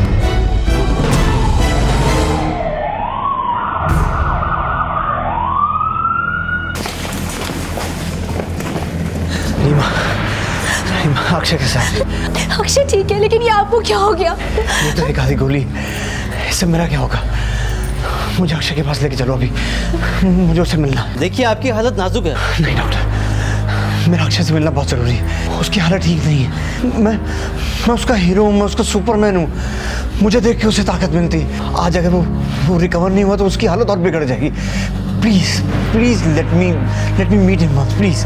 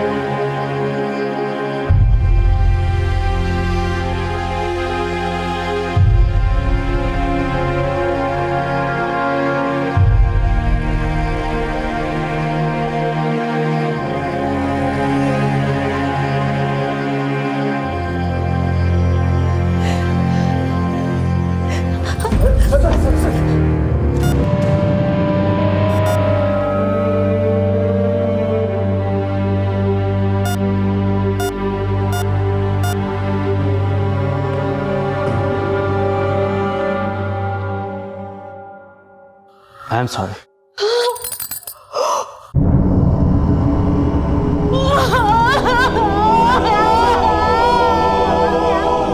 हमें ये बड़े दुख के साथ बताना पड़ रहा है कि मुंबई पुलिस और हमारे देश को आज एक बड़ा झटका लगा है।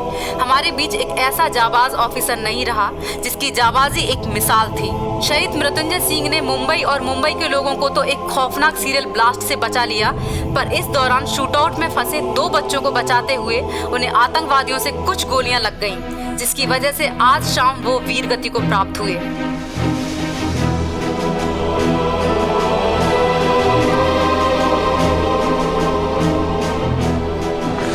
मम्मी, मेरे पापा एक सुपर हीरो है। उन्हें बहुत लोग को बचाया। I am proud of my dad. हाँ बेटा,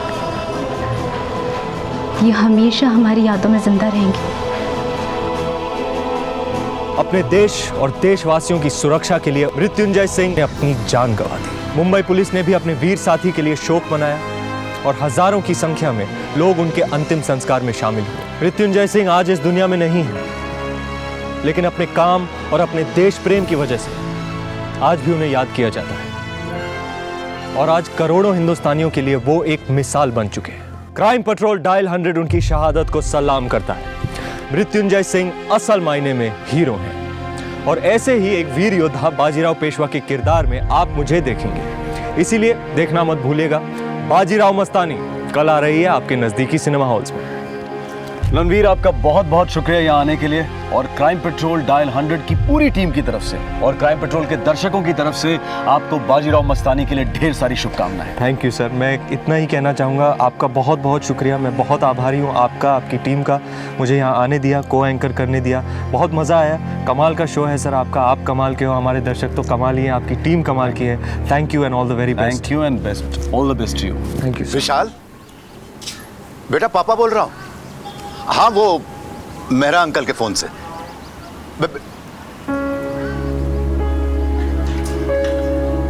क्या हुआ, काट दिया ना? बिजी था। तुम क्या जानो बिजी रहना क्या होता है? दिन भर काम लगा रहता है। ये लो अपना फोन। तुम्हारे बेटे की तरह निकम्मा नहीं है मेरा बेटा। अब जाओ दौड़ना शुरू करो। मुंह क्या देख रहे हो?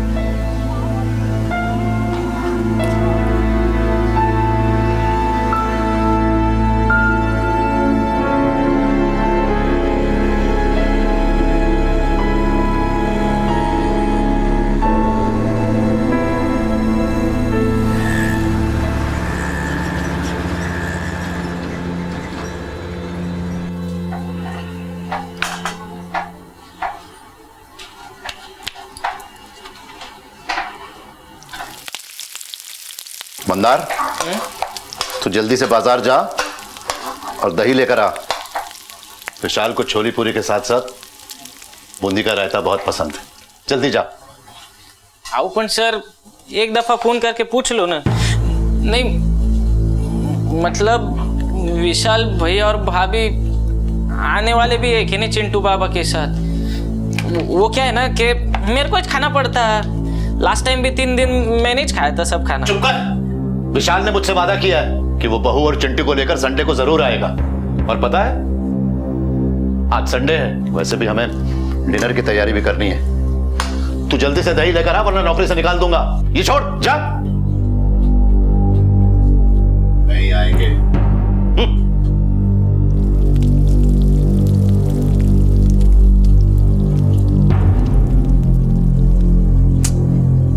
इस मंदार की आदत है आग लगाने की। जलता है वो विशाल से। अरे उसने मुझसे वादा किया है कि वो संडे को आएगा। तुम देख लेना, वो जरूर आएगा। तिनका तिनका जोड़ परिंदा आशियां बनाता है, तिनका तिनका चोंच में डाल बच्चों को पालता है और फिर एक दिन वो बड़े हो जाते हैं और उड़ जाते हैं, मुड़कर भी नहीं देखते। सेना से रिटायर्ड कैप्टन श्रीकांत सिंह मुंबई स्थित अपने आशियाने में अपने बेटे और उसकी फैमिली की पल पल राह देख रहे थे। मेज पर डिनर भी सज चुका था। ऐसा पहले भी कई बार हुआ था। ज्यादा नहीं, लगभग 20 से 25 किलोमीटर दूर नवी मुंबई से उनका बेटा अब तक पहुंचा नहीं था और तुरक मिजाज फौजी बाप विचलित हो रहा था।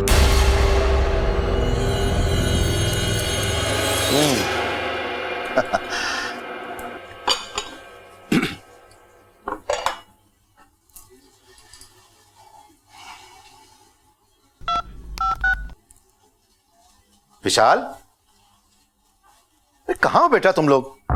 11 बज चुके हैं। मैंने अपने हाथों से खाना बनाया बेटा तुम लोगों के लिए। तुम्हारे लिए खीर बनाई है और चिंटू के लिए बहुत सारे गिफ्ट लेकर आया हूँ, ड्राई फ्रूट सब कुछ सब लेकर आया हूँ बेटा। डैड सॉरी, आज कुछ काम में फंस गया हूँ, नहीं आ पाऊंगा। बेटा संडे को भी काम? अरे 1-1.5 घंटा तो लगता है वाशी से यहाँ आने में। तुम्हारे पास मेरे लिए कभी टाइम ही नहीं होता विशाल। डैड प्लीज, रखता हूँ, बाद में बात करूंगा। विशाल फोन मत काटना। विशाल,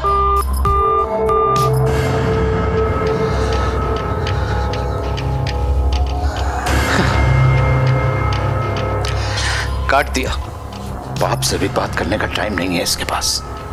काम काम बस काम। पाल पोस के बड़ा किया है मैंने। मंदार, बिस्किट लेकर आओ। मंदार, कहां मर गए? सर जाकर बिस्किट लेकर आ। जाने दो ना सर, आप तो खाना खा लो ना। अब तुझसे जितना खाए उतना ही करा कर। जा बिस्किट लेकर आ, जा फौरन। अपने हाथों से खाना बनाया मैंने, क्या फायदा हुआ? वो विस्की खत्म हो गया है सर। जब खत्म हो जाती विस्की तो लेकर आना चाहिए ना। इडियट, ये लो। दोबारा ऐसी गलती नहीं होनी चाहिए। फास्ट।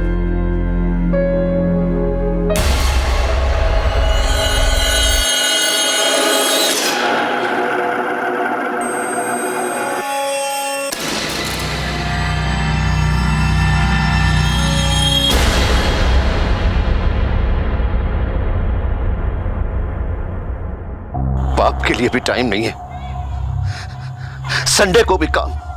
इतने दिन हो गए अपने पोते का चेहरा देखने के लिए तरस गया मैं।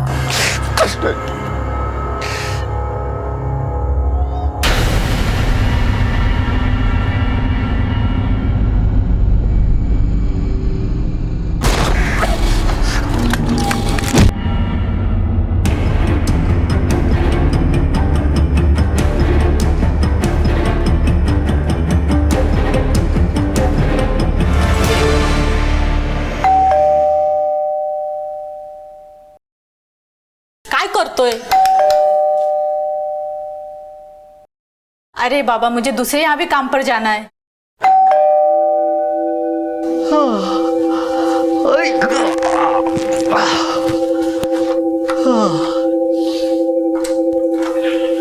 अरे काय रे बाबा, तू पण कभी से बेल बजा रही मैं। अरे आखीच नहीं खोली ना मेरी, वो ना रात को थोड़ी जास्त झाली होती मला। साहब ने कान पकड़ के उठाया नहीं लगता आज तुझे? सर पण सोयले अभी तलक। तू तेरा पटपट काम कर ले। हाँ? पण ऐक ना, सर को बोलना नहीं है कि मैं अब भी उठा। नहीं तो कान पकड़ के परेड करा देंगे ना मेरे को। अच्छा नहीं बोलते। सर सर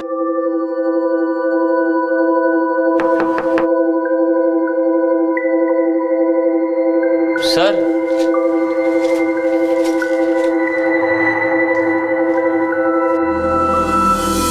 अभी तक नहीं आया है मॉर्निंग वॉक से। अच्छा ही हुआ जो अभी तक नहीं आए, नहीं तो बोम्बा बोम करते थे मेरे नाम से। अगे भारती, तू फटाफट साफ सफाई कर ले। हाँ मैं सर को नीचे देख के आता हूँ। बराबर ठीक है। सर को देखा क्या तूने? हाँ देखा ना, रात में देखा 3:30 बजे। 3:30 वाजता? पण तेरे को कैसे मालूम? हाँ तू तो अब भी आया होगा ना, दिन का ड्यूटी होता है ना तेरा। मेरा डबल ड्यूटी है आज, और रात वाले ने छुट्टी लिया ना। हाँ। रात में मेरा जैसे ही आंख लगा ना, गाड़ी का आवाज सुना मैं। अरे कैप्टन साहब,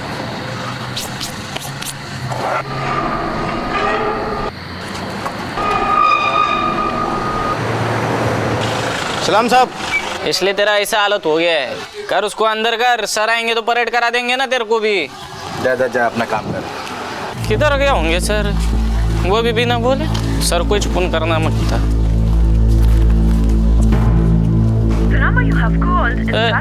स्विच ऑफ आ रहा, किधर गए होंगे सर?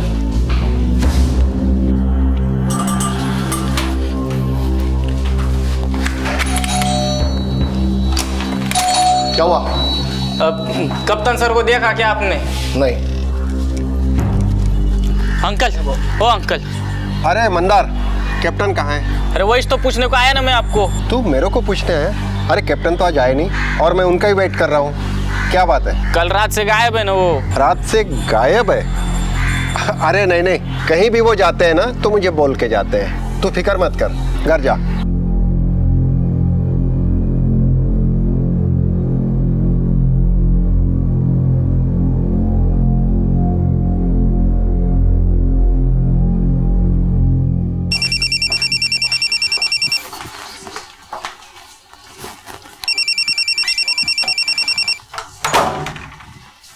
बेटा बाहर जाके पढ़ाई करो, चलो जल्दी जल्दी जल्दी। शाबाश, कितना अच्छा बच्चा है। जल्दी जल्दी जल्दी। हेलो, क्या बब्बन, कितनी बार समझा करके भेजा था तुझे, फिर भी गलती। क्या करूं मैं तेरे साथ, मुझे तो समझ नहीं आता। अब तो मुझे पैसों के लिए फोन मत करना, समझा?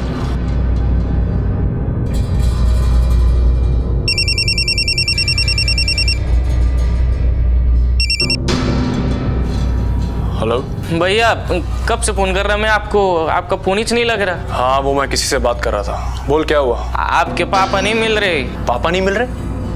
पापा कोई छोटे बच्चे हैं जो गुम हो जाएंगे? अब तुझे पता है ना पापा के मूड के बारे में, कितने घुमक्कर टाइप के हैं। चले गए होंगे किसी दोस्त से मिलने के लिए। तू एक काम कर, बुआ को फोन करके पूछ ले, पुणे ना गए उनसे मिलने के लिए।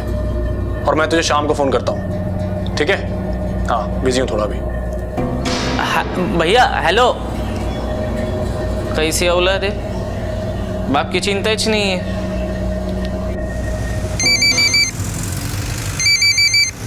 तूने सब जगह पूछा ना? सबको पूछा मैंने, सब जगह देख के भी आया।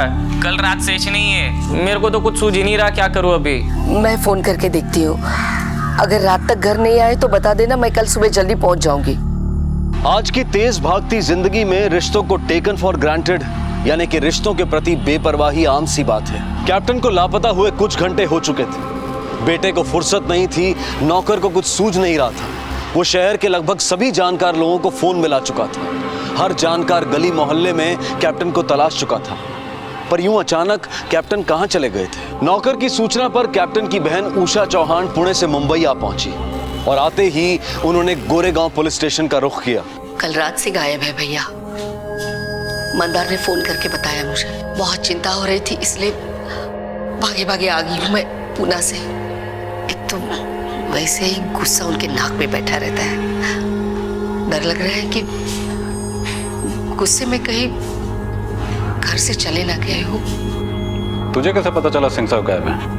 वो वॉचमैन मेरे को बोल रहा था, मतलब वो मेरे को बोला कि कल रात को 3:30 बजे सर अपने गाड़ी में किधर तो भी निकल गए।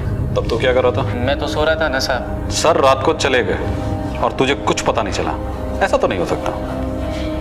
अब सर ने दिन भर कुछ तो तैयारी की होगी और रात को जाते वक्त जब दरवाजा खोला होगा तुझे कुछ तो सुनाई दिया होगा। वो संडे था ना सर, तो मैं थोड़ी सी थोड़ी ज्यादा ही छो गई थी। कप्तान सर ने तो खाना भी नहीं खाया था। उनका बेटा आने वाला था ना घर पे अपने फैमिली के साथ में, मगर आए ही नहीं वो। कप्तान सर बहुत गुस्से में थे, इसके लिए मैंने भी डिस्टर्ब नहीं किया। सोचा बाप बेटे का झगड़ा है, मैं काय को बीच में पड़ूं। और वैसे भी हमारे कप्तान सर ले डेंजर है, गुस्से में आके गोली वोली मार देंगे तो क्या भरोसा।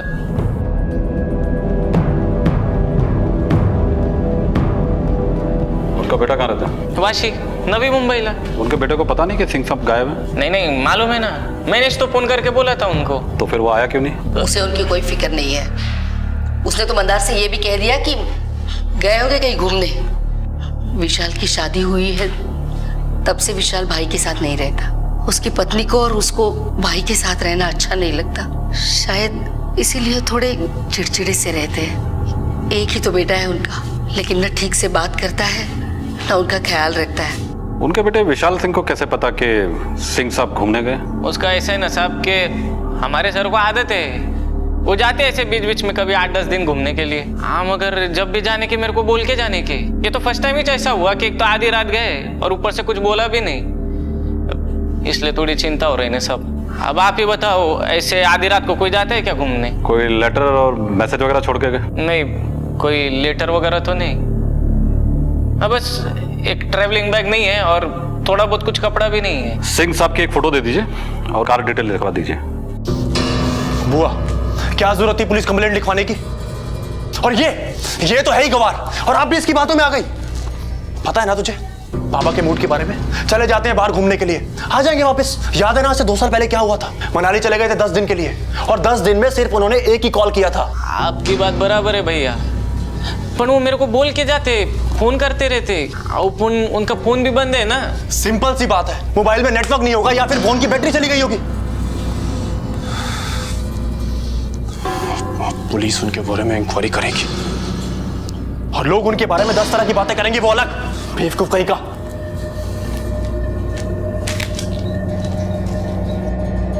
कैप्टन जरा सनकी हैं। अब अकेले आदमी का स्वभाव हो ही जाता है ऐसा, ऊपर से फौजी, काफी डिसिप्लिन्ड है। बिल्डिंग में कुछ भी गलत होता है ना तो पूरी बिल्डिंग हिल जाती है उनकी आवाज से। What is this nonsense? जिसने भी ये केले का छिलका फेंका है तुरंत आके उठा ले, वरना कैप्टन सिंह के गुस्से को अच्छी तरीके से जानते हो तुम लोग। कौन है? अंकल, डोंट गेट एंग्री, मैं छिलके को डस्टबिन में फेंक देता हूँ।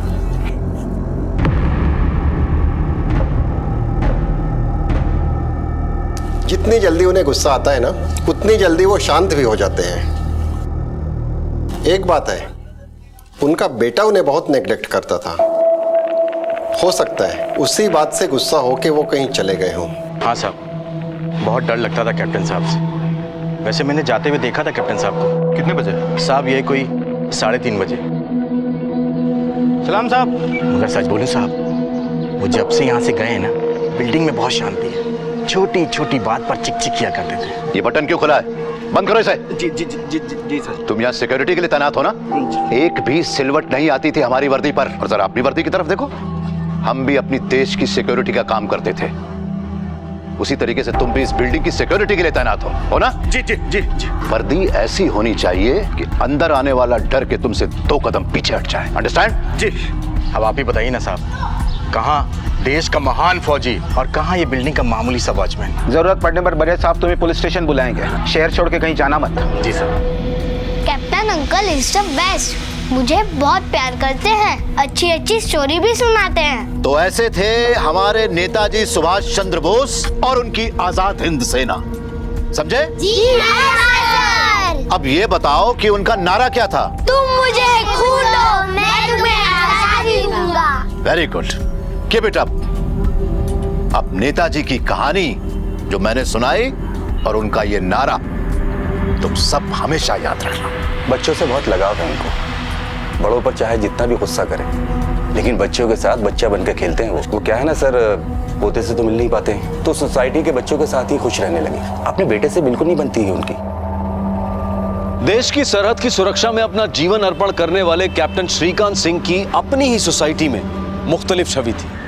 कहीं एक खौफ पैदा कर देने वाले कड़क डिसिप्लिनेरियन की, तो कहीं प्रेरणा भरी कहानियां सुनाने वाले बुजुर्ग की। लेकिन इन दोनों तस्वीरों के बीच में कैप्टन श्रीकांत की एक तस्वीर और भी थी, अपने ही परिवार, अपने ही बेटे से मायूस एक पिता की, अपने पोते से ना मिल सकने के गम में जीते एक दादा की। काफी दिन गुजर गए लेकिन कैप्टन की कोई खबर नहीं थी। घर से कैप्टन अपने होशो हवास अपनी मर्जी से निकले थे, लेकिन मंजिल और मकसद अब तक किसी को पता नहीं था। नौकर मंदार के हिसाब से कैप्टन साहब कभी भी बिना बताए घर से बाहर नहीं जाते थे। उनका फोन बंद है, ऊपर से अब तक उन्होंने किसी को कांटेक्ट भी नहीं किया। सीनियर सिटीजन है, इस केस पे हमें कुछ ज्यादा ध्यान देना होगा। उनकी कार के बारे में कुछ पता चला? नहीं सर, अभी तक तो नहीं, लेकिन उनकी गाड़ी की डिटेल्स हमने सारे थानों में भेज दी है। और कॉल रिकॉर्ड? सर ये रहे। सर कैप्टन के मोबाइल की लास्ट लोकेशन उनका घर ही था, और 23 नवंबर की रात के बाद से वो मोबाइल अभी तक ऑन नहीं हुआ है। और सर उनके गायब होने के पिछले 24 घंटों में उनकी बात 2 लोगों से हुई थी, उनकी बहन से और उनके बेटे से। लास्ट कॉल बेटे को थी, और उसके पहले के भी कॉल रिकॉर्ड्स हमने चेक किए हैं सर, लेकिन कोई ऐसा नंबर नहीं मिला जिस पर डाउट हो। बेटे की कॉल रिकॉर्ड मंगाओ, पता करो 30 तारीख की रात वो कहाँ था। हम उसके घर जाकर पूछताछ करते हैं और साथ में नौकर मंदार को भी ले लेते हैं। पुराना नौकर है, बाप बेटे के रिश्ते को अच्छी तरह से समझता होगा। अच्छा एक बात बता, ये कैप्टन सिंह साहब और उनकी बहन के बीच में रिश्ता कैसा था? बेटे से जब भी गुस्सा होने के बहन के घर पेश तो जाते थे वो। और बेटे के साथ? बेटा तो फोन भी करके नहीं पूछने का उनको। हाँ, एक बार घर पे आया था, हम लोग को चिल्लम चिल्ली करके गया। वो बोल रहा था क्या जरूरत थी पुलिस में मिसिंग रिपोर्ट लिखाने की। बुआ, क्या जरूरत थी पुलिस कंप्लेंट लिखवाने की?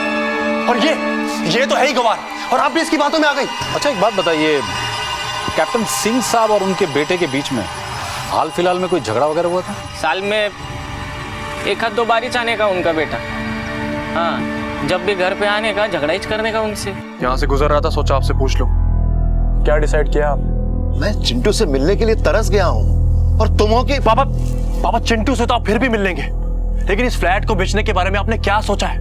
एक बहुत अच्छी अपॉर्चुनिटी है मेरे पास, मैं अपना बिजनेस स्टार्ट कर सकता हूँ पापा। तुम्हें सिर्फ इस फ्लैट में इंटरेस्ट है, अपने बाप की कोई फिक्र नहीं है। मुझे लगा तुम इतने महीनों के बाद अपने पापा से मिलने आए हो, और तुम। पापा please stop being so emotional.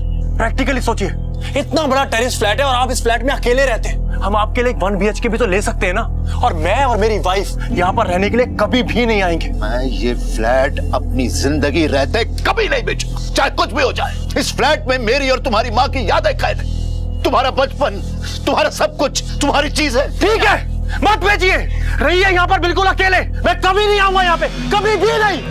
विशाल, बाप के लिए टाइम नहीं, और बाप के फ्लैट को बेचकर पैसे चाहिए। ऐसा लगता है आपसे ज्यादा फिक्र नौकर मंदार को है आपके पापा की। पापा ने बिगाड़ रखा था उसको, सर पे बिठा के रखा हुआ था। क्यों? आप तो उनके इकलौते बेटे हैं, आपको सर पे नहीं चढ़ा है। मतलब क्या है आपका? मतलब ये कि आपके और आपके पापा के बीच गोरेगांव वाले फ्लैट को लेकर झगड़े नहीं हुए थे? तो मंदार ने चुगली की है आपको। बात सच है कि नहीं? बाप बेटे के बीच में प्रॉपर्टी को लेकर के बहस नहीं हो सकती क्या? बाप बेटे के बीच में प्रॉपर्टी को लेकर बहस ही नहीं, और भी बहुत कुछ हो जाता है। What do you mean? आप डाउट कर रहे हैं मुझ पे? आपको विश्वास नहीं है ना कि पापा सेफ है और घूमने गए हैं? Wait a minute, I'll show you. ये SMS देखिए। अगर पापा को मुझ पे विश्वास नहीं होता तो उनका अकाउंट नंबर मेरे मोबाइल के साथ लिंक्ड अप नहीं होता। उनके अकाउंट में जो भी ट्रांजैक्शन होती है पहला SMS मुझे आता है। ये देखिए आप, ये SMS कुर्ग में कल 50,000 रुपए विड्रॉ किए हैं पापा ने, और ये SMS भी 2 दिन पहले का ही है। अब आप बताइए मुझे, आप इस SMS पे ट्रस्ट करेंगे या हमारे नौकर मंदार पे? ट्रस्ट पे इन्वेस्टिगेशन नहीं होता है, डाउट पे होता है। हमें आपके पापा की बैंक डिटेल्स और इस SMS की डिटेल्स दोनों चाहिए। सर कुर्ग ब्रांच से CCTV फुटेज नहीं मिल पाई है। उस दिन कैमरे की सर्विसिंग हो रही थी, लेकिन सर 50,000 का विड्रॉल हुआ है, वो भी सेल्फ चेक से। इतनी इन्फॉर्मेशन मिली है सर। कैप्टन कुर्ग में बैंक से पैसे भी विड्रॉ किए, फिर अब तक किसी से कोई कांटेक्ट क्यों नहीं किया? कुर्ग ऐसी जगह तो है नहीं जहां पे मोबाइल नेटवर्क ना हो, फिर उनका मोबाइल फोन अभी तक स्विच ऑफ क्यों है? कहीं ऐसा तो नहीं कैप्टन खुद कुछ छुपाने की कोशिश कर रहे हैं हम सबसे? सर बाप बेटे के बीच में प्रॉपर्टी को लेकर झगड़ा था, हो सकता है कैप्टन साहब बेटे से नाराज हो इसलिए फोन नहीं कर रहे होंगे। तो नौकर मंदार और बहन से तो बात कर सकते हैं ना, गुस्सा बेटे पे, नौकर और बहन पे नहीं। रात को 3:30 बजे कैप्टन का घर से निकल जाना, वो भी बिना किसी को बताए। सलाम साहब। और तब से लेके अब तक उनका किसी से भी कोई कांटेक्ट नहीं करना, ये कोई सिंपल सा मिसिंग केस नहीं। उस रात कुछ तो जरूर गलत हुआ है।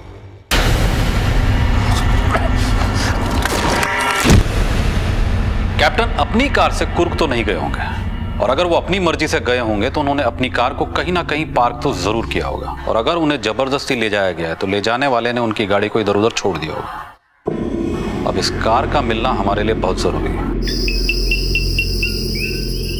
अरे यार बहुत अंदर थक गए ना, अब से इतना लंबा टूर नहीं करूँगा। नहीं ये कार झाड़ियों में क्या कर रही है?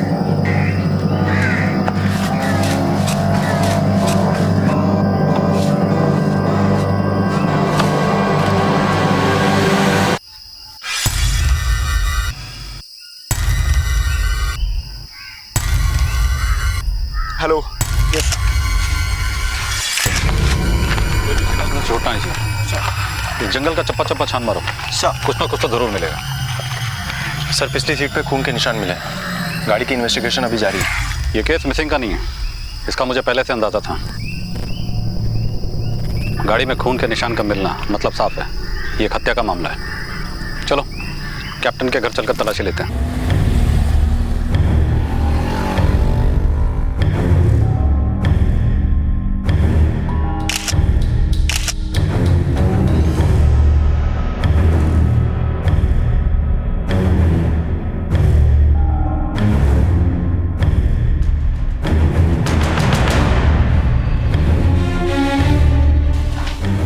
सर मैंने वॉश बेसिन का एरिया पूरा चेक किया और मुझे हैंड वॉश के नीचे से ब्लड स्टेन्स मिले हैं। सर मास्टर बेडरूम का टॉयलेट काम नहीं कर रहा है, ऐसा लगता है कि उसके पाइप में जबरदस्ती कुछ फंसाया गया है। प्लम्बर को बुलाकर चेक करो। Yes sir. सर इस गन पे भी ब्लड के निशान मिले। मुझे इन सब की जांच रिपोर्ट जल्द से जल्द चाहिए। गाड़ी में मिले खून के निशान और बंदूक में मिले खून के निशान, दोनों को मैच करिए। वो नौकर मंदार बाहर ही खड़ा है सर, उसको हिरासत में लो। उस रात कुछ ना कुछ तो घर में जरूर हुआ था, और वो एक अकेला ऐसा शख्स है जो उस वक्त घर में मौजूद था। ओके सर चलो। साहब चलो। कुछ नहीं किया साहब, मैंने कुछ नहीं किया। आईफोन क्या साहब? अरे मैं था उस दिन रात को घर में। हमारे सर बहुत खुश थे, उनका बेटा अपनी बीवी बच्चे को लेके आने वाला था घर पे, लेकिन 11 बज गए फिर भी उनका बेटा नहीं आया। मंदार विस्की लेकर आओ। वो विस्की खत्म हो गया है सर। जब खत्म हो जाती है विस्की तो लेकर आना चाहिए ना। इडियट, ये लो। जब मैं विस्की लेके घर पे आया तो 11:15 बज गए थे। मैंने बाहर से आवाज लगाई, सर सर सर के कमरे से कोई आवाज नहीं आई, तो मेरे को लगा सर सो गए होंगे। अब मैं भी 2-4 पैग लगा के सो गया। चुप! कैप्टन साहब की गाड़ी और उनकी राइफल पे खून के निशान मिले हमें। खून?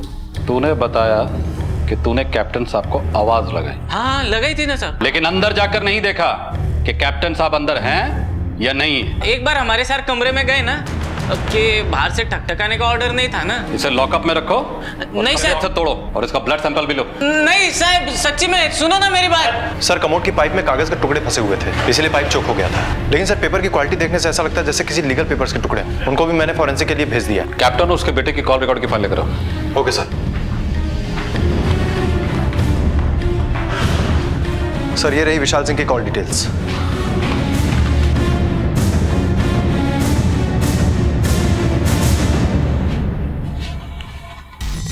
कॉल रिकॉर्ड के मुताबिक कैप्टन ने आखिरी कॉल अपने बेटे को किया था। जैसा कि मंदार ने बताया कि अब कैप्टन ने अपने बेटे से बात की, फिर वो अपने कमरे में चले गए। बेटा घर आने वाला था लेकिन आया नहीं। कैप्टन के बेटे विशाल सिंह के मोबाइल के लोकेशन के मुताबिक वो घर के आसपास ही था। अब सवाल ये उठता है कि वो इतना नजदीक होते हुए भी घर क्यों नहीं आया? सर इससे तो साफ जाहिर है कि विशाल सिंह हमसे झूठ बोल रहा है। कब से एक ही कहानी सुना रहा है कि बाप घूमने गया है। सर कहीं ऐसा तो नहीं है कि वो हमें घुमा रहा है?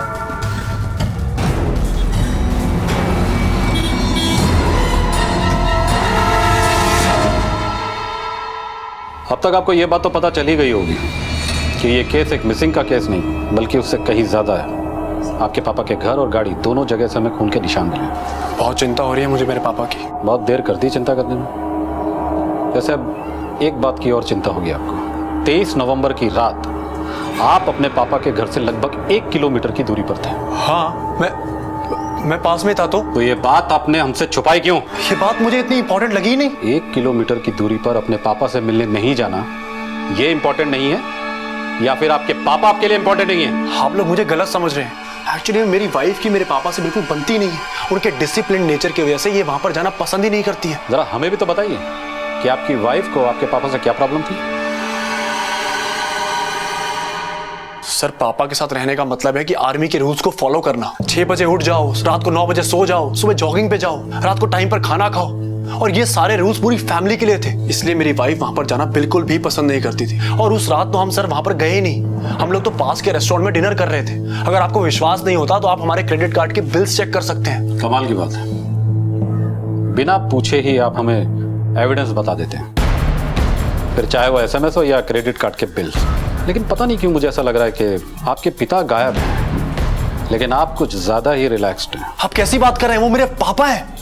मैं मानता हूं कि मैंने इस बात को सीरियसली नहीं लिया, लेकिन ये सब क्या हो रहा है मुझे कुछ भी समझ में नहीं आ रहा। सर, अगर आपको मुझ पे विश्वास नहीं है ना, आप ये देखिए,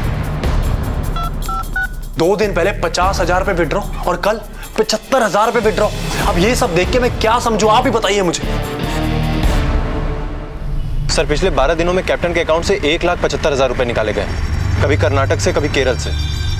सर, ये बात नॉर्मल नहीं है। पिछली बार हमें CCTV फुटेज से कुछ नहीं मिला, इस बार दोनों जगह से मंगाओ। पता तो चले कैप्टन के अकाउंट से पैसे ड्रॉप कैप्टन ही कर रहा है या कोई और। सर, राइफल पे कैप्टन के उंगलियों निशान मिले हैं, लेकिन जो ब्लड सैंपल्स हमें उनकी गाड़ी और उनके घर से मिले हैं उसका ब्लड ग्रुप ना तो कैप्टन से मैच करता है, ना ही उनके बेटे विशाल से, ना ही नौकर मंदार से। वो किसी और के हैं। तो ये तीसरा है कौन? कहीं ऐसा तो नहीं उस रात कैप्टन ने कत्ल किया जिसे हम शिकार समझ रहे हैं, वो शिकारी हो?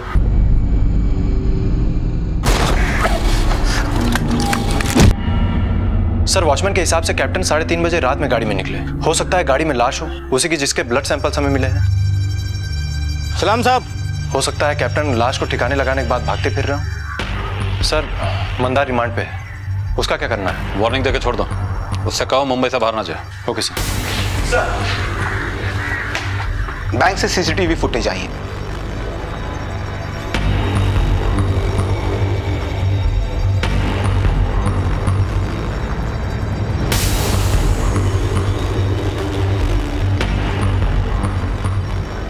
सर, विड्रॉल तो हुआ है लेकिन कैप्टन कहीं नजर नहीं आ रहे। कहीं हम लोग रॉन्ग डायरेक्शन में तो नहीं जा रहे हैं? मतलब? सर, मतलब ये कि ऐसा भी तो हो सकता है ना कि कोई और उनके अकाउंट से पैसे निकाल रहा हो। बड़ी सफाई से सिग्नेचर किया गया, पता नहीं चलता है नकली है। पर ध्यान से देखिए, 20,000 के ओरिजिनल साइन वाले चेक का S और 50,000 के डुप्लीकेट साइन वाले चेक का S मैच नहीं करता है। कहने का मतलब यह है कि दोनों सिग्नेचर कैप्टन सिंह के नहीं हो सकते हैं।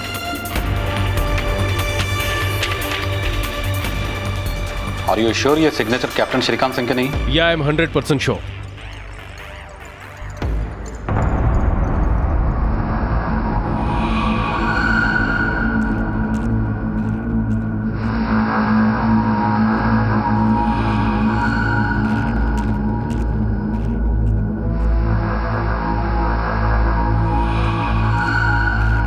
उस रात तो मैं गाड़ी के हॉर्न से जागा था, पर हाँ साहब, गाड़ी कैप्टन साहब की थी। सलाम साहब। गाड़ी के अंदर कैप्टन साहब ही थे? पक्का नहीं बोल सकता साहब। मतलब साफ है, वॉचमैन ने कार देखी, कार में किसी को देखा, लेकिन कार के हेडलाइट्स चालू होने की वजह से वो पहचान नहीं पाया। और सबसे बड़ी बात, वॉचमैन उस वक्त नींद में था और अक्सर ऐसे समय में दिमाग खुद ब खुद कुछ तस्वीरें बना लेता है, और हो सकता है इसी के चलते उसे ऐसा लगा हो कि उसने कैप्टन साहब को गाड़ी से बाहर जाते हुए देखा, या फिर कोई और गया जिसे ये पहचान नहीं पाया। हो सकता है सर। कैप्टन सिंह का लापता होना, उनके घर और गाड़ी से खून के निशान मिलना और उनकी गुमशुदगी के दौरान भी उनके अकाउंट से पैसों का विड्रॉ होना, एक तरफ ये सारी बातें इस पेचीदा केस की गुत्थी को उलझा रही थी, तो वहीं दूसरी तरफ इस केस के अनजान रास्तों पर चाहे हल्की सी सही थोड़ी रोशनी जरूर डाल रही थी। कार में बैठा शख्स कैप्टन था या कोई और? बैंक अकाउंट से पैसे कैप्टन ने निकाले थे या किसी और ने? खून के धब्बे कैप्टन उसके बेटे, उसकी बहन या नौकर के नहीं थे तो फिर किसके थे? सर जैसा कि मेरा अनुमान था, फॉरेंसिक रिपोर्ट भी यही कहती है कि कमोड की पाइप से हमें जो टुकड़े मिले थे वो किसी लीगल पेपर्स के थे। सर वो पेपर्स कैप्टन की वसीयत का ड्राफ्ट था, मगर रफ ड्राफ्ट, जो किसी वकील के बनवाने के पहले के होते हैं, जिसमें ना ही किसी नोटरी के सिग्नेचर होते हैं ना ही स्टैम्प। लेकिन सर इस वसीयत पे किन किन लोगों के नाम थे ये पता नहीं चल पाया है, क्योंकि पेपर बुरी तरह से गल चुका था। कैप्टन की वसीयत के हकदार सिर्फ 2 शख्स हैं, एक उनका बेटा, दूसरे उनकी बहन। प्रॉपर्टी पे नजर उनके बेटे की। कमोड के पाइप में मिले वसीयत के फटे हुए टुकड़े और घर से मिले खून के निशान इस बात का सबूत है कि उस रात घर में कोई ना कोई वारदात तो जरूर हुई थी। कहीं ऐसा तो नहीं कि कैप्टन साहब ने अपने बेटे को वसीयत से बेदखल कर दिया और गुस्से में आकर बेटे ने बाप को मरवा डाला और उसने किसी को इस काम पे लगा दिया हो कि रेगुलर इंटरवल पे बैंक से पैसे विड्रॉ करता रहे ताकि किसी को कोई शक ना हो और सबको ये लगे कि कैप्टन साहब जिंदा है। हो सकता है सर। कैप्टन साहब का कोई ना कोई लीगल एडवाइजर तो जरूर होगा। पता लगा उनका लीगल एडवाइजर कौन है? मैं ना सिर्फ लीगल एडवाइजर हूँ बल्कि उनका दोस्त भी। कैप्टन साहब ने एक वसीयत बनवाई थी, शायद वो वसीयत आपने ही बनाई होगी। कैप्टन साहब वसीयत बनाने का इरादा रखते थे, इस बारे में मेरी उनसे बात भी हुई, लेकिन फाइनल ड्राफ्ट बना नहीं। आपकी जानकारी में कैप्टन साहब ने अपना फ्लैट और बाकी की जायदाद किसके नाम की? बेटे के नाम। एक ही बेटा है उनका, और किसके नाम करते? क्यों?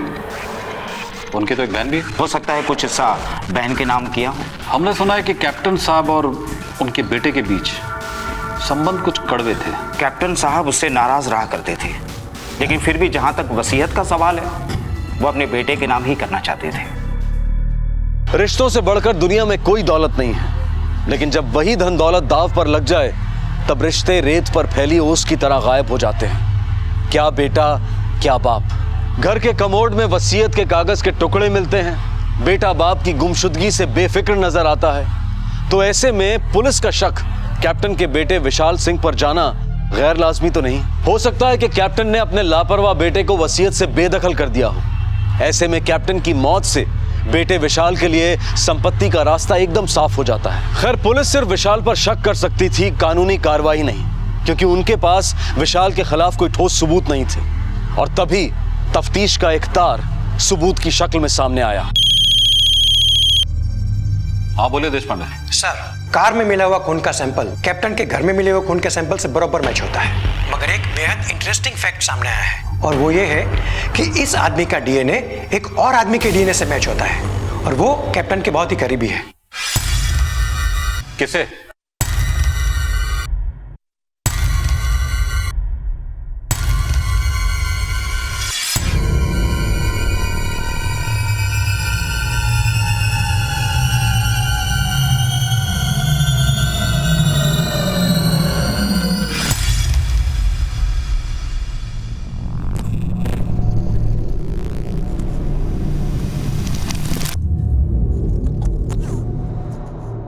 हेलो सिक्योरिटी, किसी को बाहर मत जाने दो।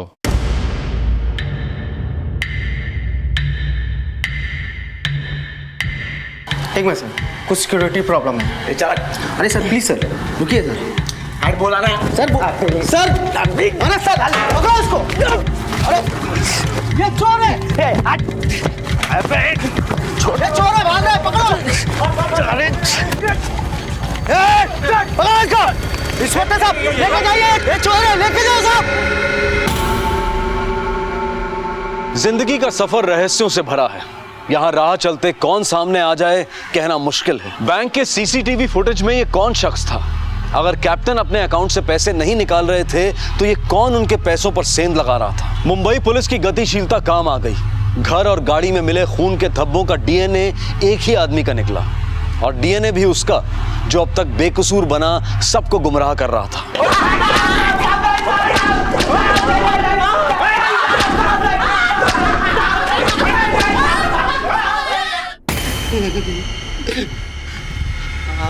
आओ साहब, मिलिंद मेरा चचेरा भाई है, पर हमने कुछ नहीं किया साहब। हमने कुछ नहीं किया। इस आदमी का डीएनए एक और आदमी के डीएनए से मैच होता है। किसे? वो कैप्टन के घर के नौकर मंदार से। अब तक हम ये सोच रहे थे कि कैप्टन का बेटा हमें घुमा रहा है, लेकिन घुमा तो तू हमें रहा था मंदार।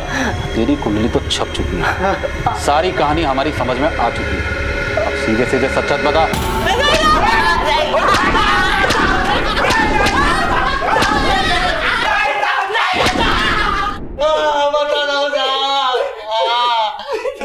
सच सच बताता हूँ, मैंने कप्तान सर से कर्जा लिया था। पहले वो 50,000 लौटा जो मैंने तुझे दिए थे। दे दूंगा ना सर, वो भी दे दूंगा। हाँ? किधर भाग के जाऊंगा? 10 सालों से आपके इधर इस तो काम कर रहा ना मैं। हाँ? और मेरे को खाली 1 लाख रुपया होना, वैसे भी आपके पास क्या कमी है सर? कमी नहीं है क्या मतलब? लुटा दो तुझ पे। बेटा है मेरा, पोता है मेरा। वो आते क्या आपको देखने को कभी? आपका दवा पानी खाना पीना ख्याल रखना सब कुछ मैं तो करता। पिछले 10 सालों से आपकी सेवा कर रहा मैं, आप मेरे को 1 लाख नहीं दे रहे हा? और ऐसी औलाद को दे रहे जो कभी थूकती भी नहीं आप पर। Shut up! मेरे को शट अप कर सकते हैं आप, नो करे ना मैं, मगर सर वो है क्या किसी काम का? हाँ? आप उनके लिए खाना बना के रखते हो, लेकिन मेरे को तो खाना पड़ता ना, वो बचा कुचा कुत्ते खाते। वो आपकी बहू नफरत करती है आपसे, नफरत, और ऐसे ही परिवार को सब कुछ लुटाना चाहते हो आप। आपका दूसरा कोई बेटा होता ना तो कम से कम 2-4 दिनों के लिए तो पोते को छोड़ के जाता आपके पास, पर विशाल भैया तो वो भी नहीं करते, और उसे कोई सब कुछ देने चले हो आप। वाह सर वाह।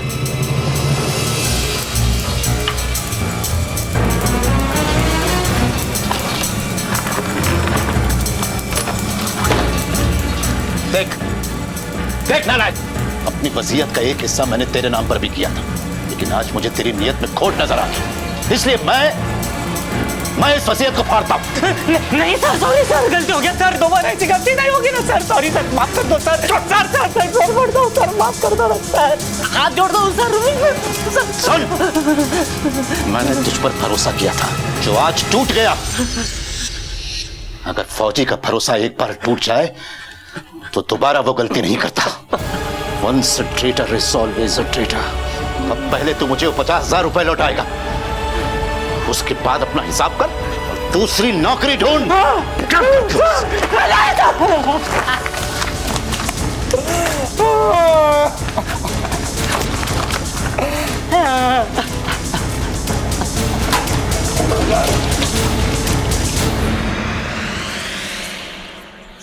मेरे को लगा कप्तान सर का गुस्सा 1-2 दिन में ठंडा हो जाएगा, हमेशा नहीं होता था, पर इस बार तो उन्होंने ठान ही रखा था कि मेरे को काम पे से निकाल देंगे।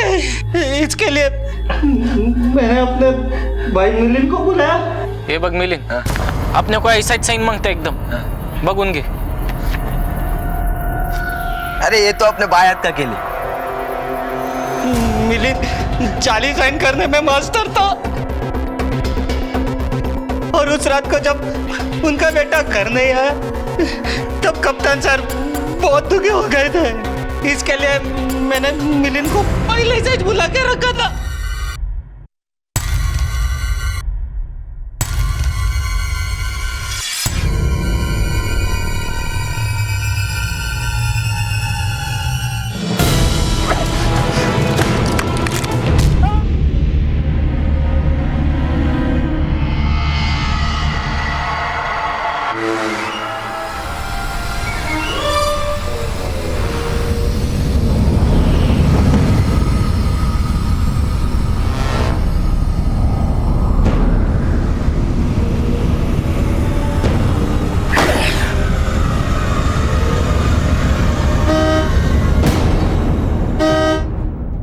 अरे कैप्टन साहब,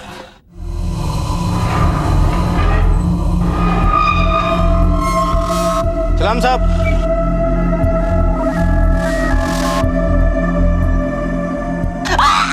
अब ये बता, कैप्टन साहब की बॉडी कहाँ है?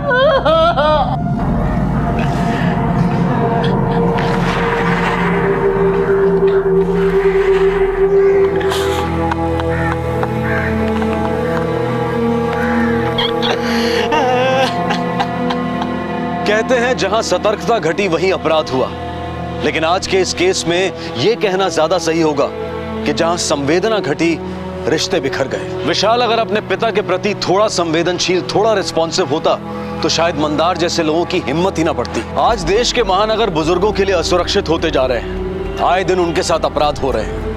ताउम्र हमारी सुरक्षा करने वाले आज बेहद असुरक्षित हैं। मंदार और उसके साथी मिलिंद पर आईपीसी की धारा 25, 27, 54 और 61 के तहत कड़ी कार्रवाई की गई। माँ बाप वो दौलत है जिसके बदले में जहां भी मिल जाए तो कम है, लेकिन शायद इस बात का इल्म हमें तब होता है जब वो हमारे बीच नहीं रहते। अपने बुजुर्गों का, अपने माता पिता का ख्याल रखें, उनकी इज्जत करें, उन्हें भरपूर प्यार दें। इसी विचार के साथ मैं अनूप सोनी आपसे विदा लेता हूं। फिर मुलाकात होगी अगले एपिसोड में और खुलासा करेंगे एक और जुर्म का। तब तक अपना और अपने परिवार का ख्याल रखें और देखते रहें क्राइम पेट्रोल डायल 100। सबक एक को, सीख हम सबको। जय हिंद। क्राइम पेट्रोल्स के और भी दिलचस्प कहानी देखने के लिए हमारे चैनल को सब्सक्राइब करें और बेल आइकॉन दबाना न भूलें।